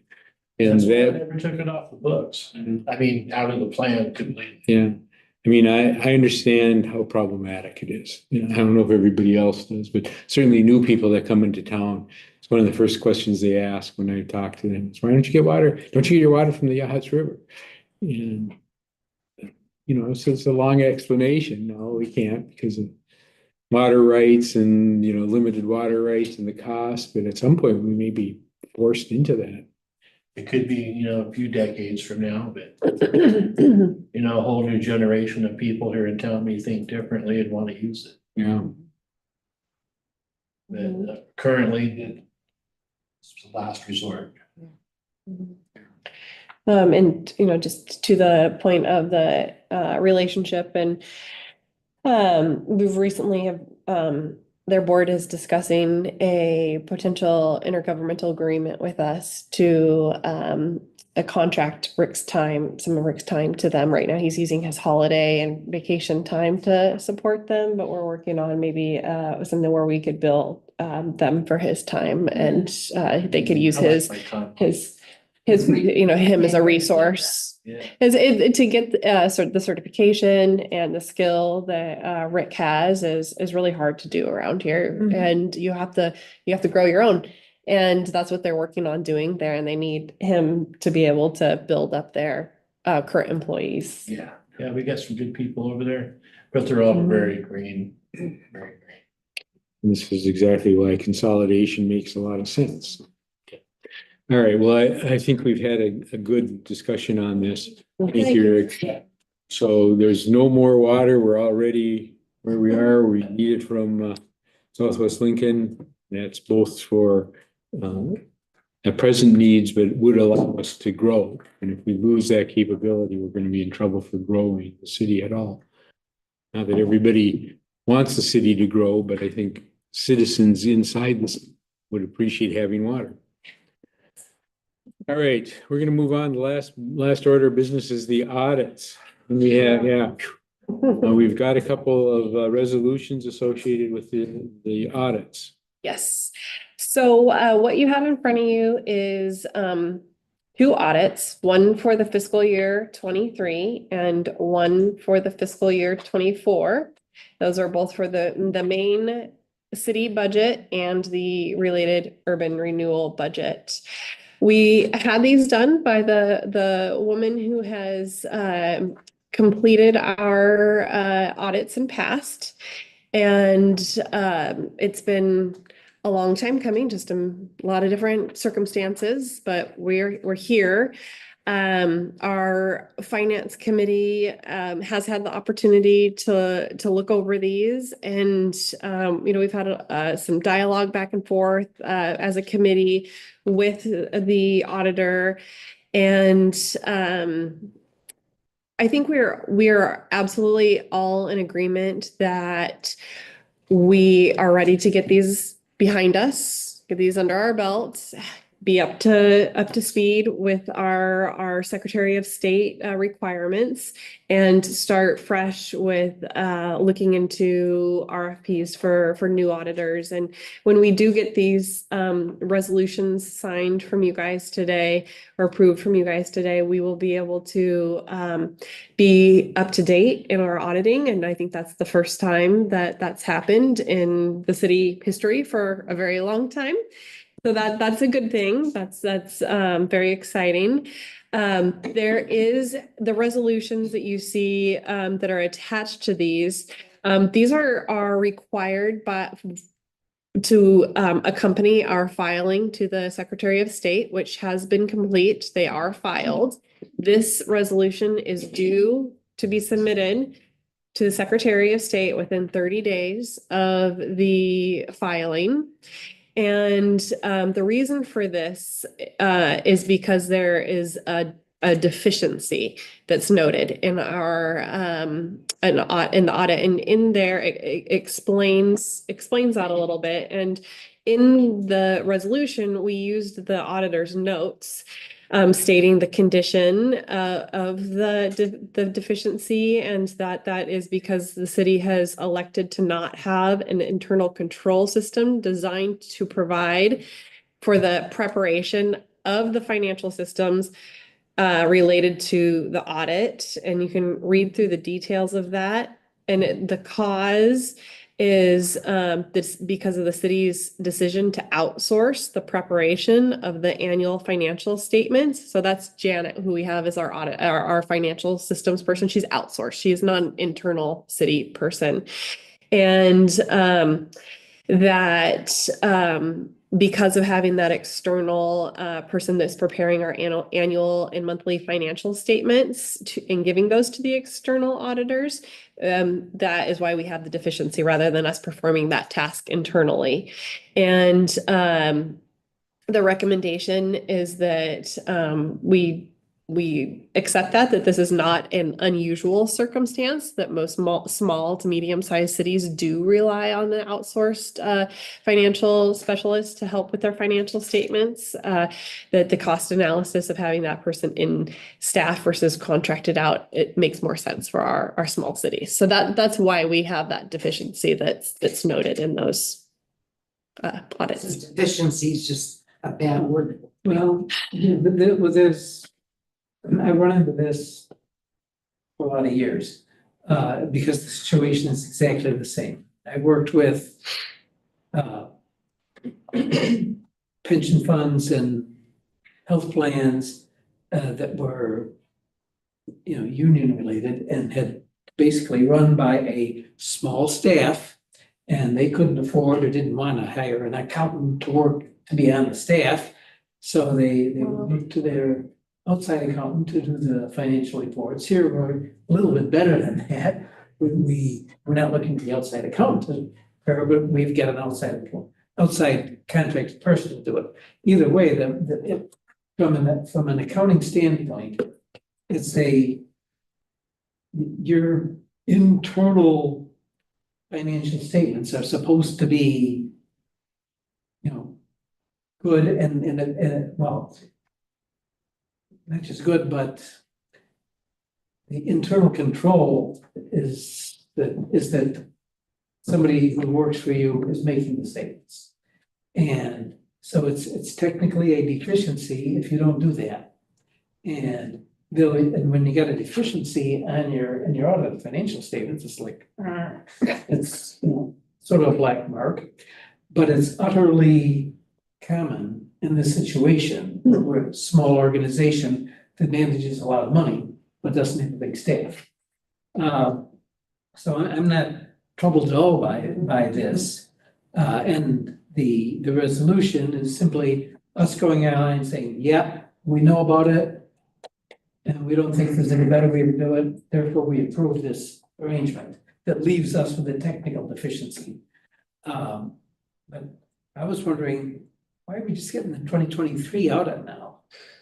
It's a great question, Barry.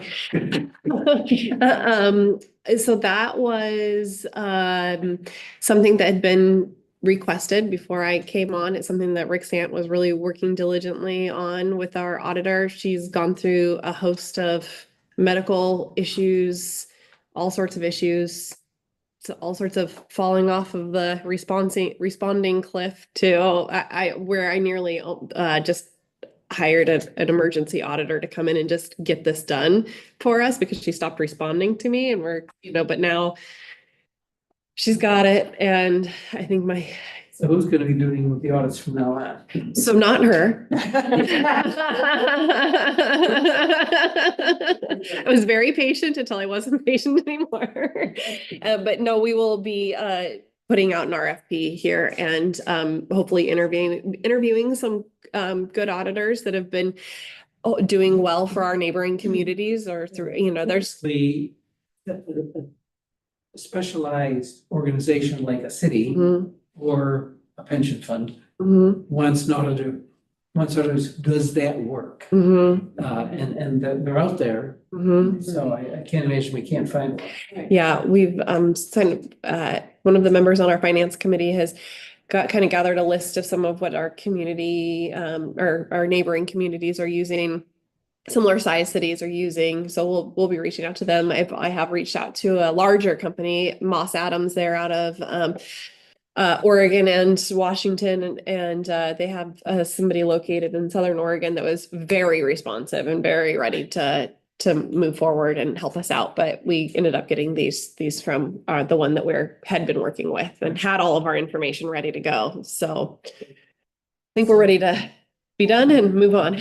So all we have to do is approve this. Two resolutions, one for each year. Right. I see Nicole, you have. Yeah, so the finance committee has looked over these audits. Are they satisfied with them, or is it just good enough to move on? I think that, they had some questions about it, but ultimately feel that we should just move on. Okay. Yeah. I mean, I haven't had the conversation with them, but I know that they've looked at them and there were concerns, but I'm not sure how material the concerns were versus, format, or you should have had this, you should have had that. But I think when I looked at, not that I understand it fully, but I looked at the audit and I thought we're in pretty good shape. Didn't see anything that was scary or it was a net positive, and it's in some cases pretty The good. concern there, the auditor's concern is, you can look at the numbers, yeah, we're in good shape. But are they the real numbers? Yeah. Very details. So I'm trying to, is there only two resolutions? What about the URDs? Do we need to do those also? Do we need to have a meeting of the URD? Nope, we do not. Those were not, they didn't have the same deficiency reported on it or requirement to submit this along with the filing fees. Okay. Or is it possible that the state requires it of the city, but not a URD? Maybe that's the case because, but it was the state that replied back when it was. They don't care about the deficiency in the URD. Right. Very, very possible, yeah. Because this was when it got filed to them, this was their response back saying we need this to be accompanied with the filing fee. Okay. For these two. All right, so leaves us with two resolutions, which I think we need to vote on separately. We have 2025-256, which is for fiscal year 2023. Can I get a motion to approve resolution 2025-256? So moved. Any discussion? Important matter, Counselor Carey? Yes. Yes. Yes. Yes. Mayor votes yes, so I will sign that. And then moving on to the resolution of the audit findings from 2024, which is resolution 2025-257. Get a motion to approve that resolution. So moved. How do you vote? Yes. Yes. Yes. Yes. The mayor votes yes, so I will sign those. Okay. All right, I think that's it, isn't it? Should we sing happy birthday to Nicole? We could. We could. You needed to be there before 5, you said? Well, speaking out here. We do have, I think we have some meetings to confirm and maybe to arrange another one, or how should we proceed, I guess, on the council rules? I kind of suggest. In a while, there's a lot of meetings. Oh, I know, I agree. I kind of like the idea of a couple people working on it and they can't come in back with it. I think that's a good idea. So let's wait until we get that figured out. Any volunteers to work on that? Yeah, and I'd be happy to. So why don't Barry and I work on that and we'll come back with a kind of a edited version. That sounds good. And then maybe because there is so much happening right now and give you some time, we could maybe plan to bring those back in either the July or August Yes. meeting. Yes, I think that sounds, Yeah. our agendas are often quite light in the summer, so it would make a lot of sense. We can, maybe even if, yeah, we might need to have a work session followed quickly by corresponding work on it, if we're good. Okay, so next week, we have 2 budget meetings on Tuesday and Thursday, correct? 2:30. 2:30. Mhm. And the one on Thursday should be fairly light. Yes. Or maybe exclusively the URD. Can I make a suggestion for next year? Instead of having, which I think was pretty darn unfair to all of us, but especially to Bobby and Craig, having such a long meeting, the first budget meeting. Because you're having to be on the mark the whole time for however many hours we were sitting here. Then next year, we actually really plan for 3 meetings that are, 3 hours long, because your brains just shut down and. And I think starting earlier, we did, even though we started later on the advice that it's open to the public and maybe people could come in and participate and be part of public comment, but we didn't see that. So I think that if we started even at our regular meeting time would be sufficient, and that we could probably get through quite a bit earlier on in the day and feel good about it. Yeah. But I think after, well, Well, technically 20 minutes is the attention span.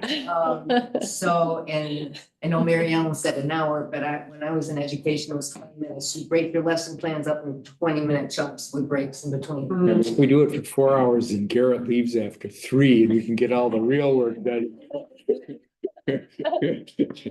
Already wrote the story, so I don't have to attend next.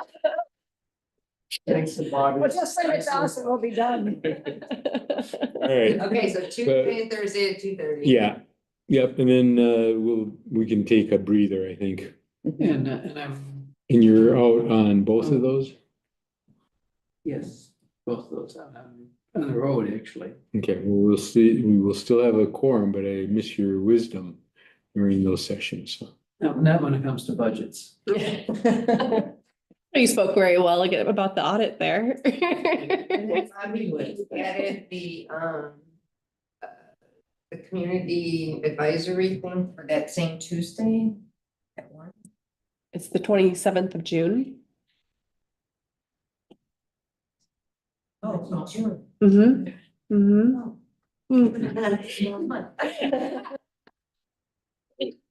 It happens. I thought it was gonna be the same day as the budget. Oh, God, no.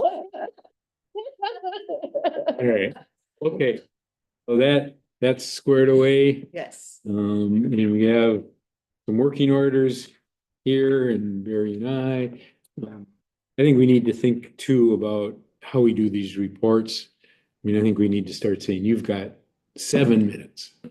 And we're gonna run a clock. Oh, Yeah, we can put their timer up yes. there on the clock. Because we read the reports. I mean, I know all of the counselors read the reports and it should really be more question oriented. I don't know if it's seemingly for the benefit of audience or Yeah.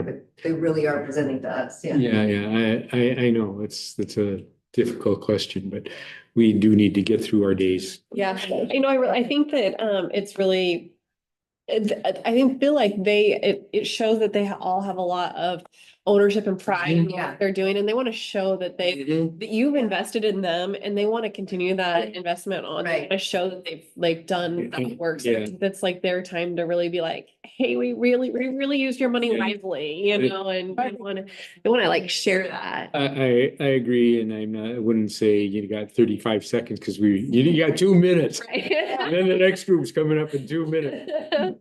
But I think there has to be some. I agree. Okay, thank you, everybody, and we are going to adjourn the city council of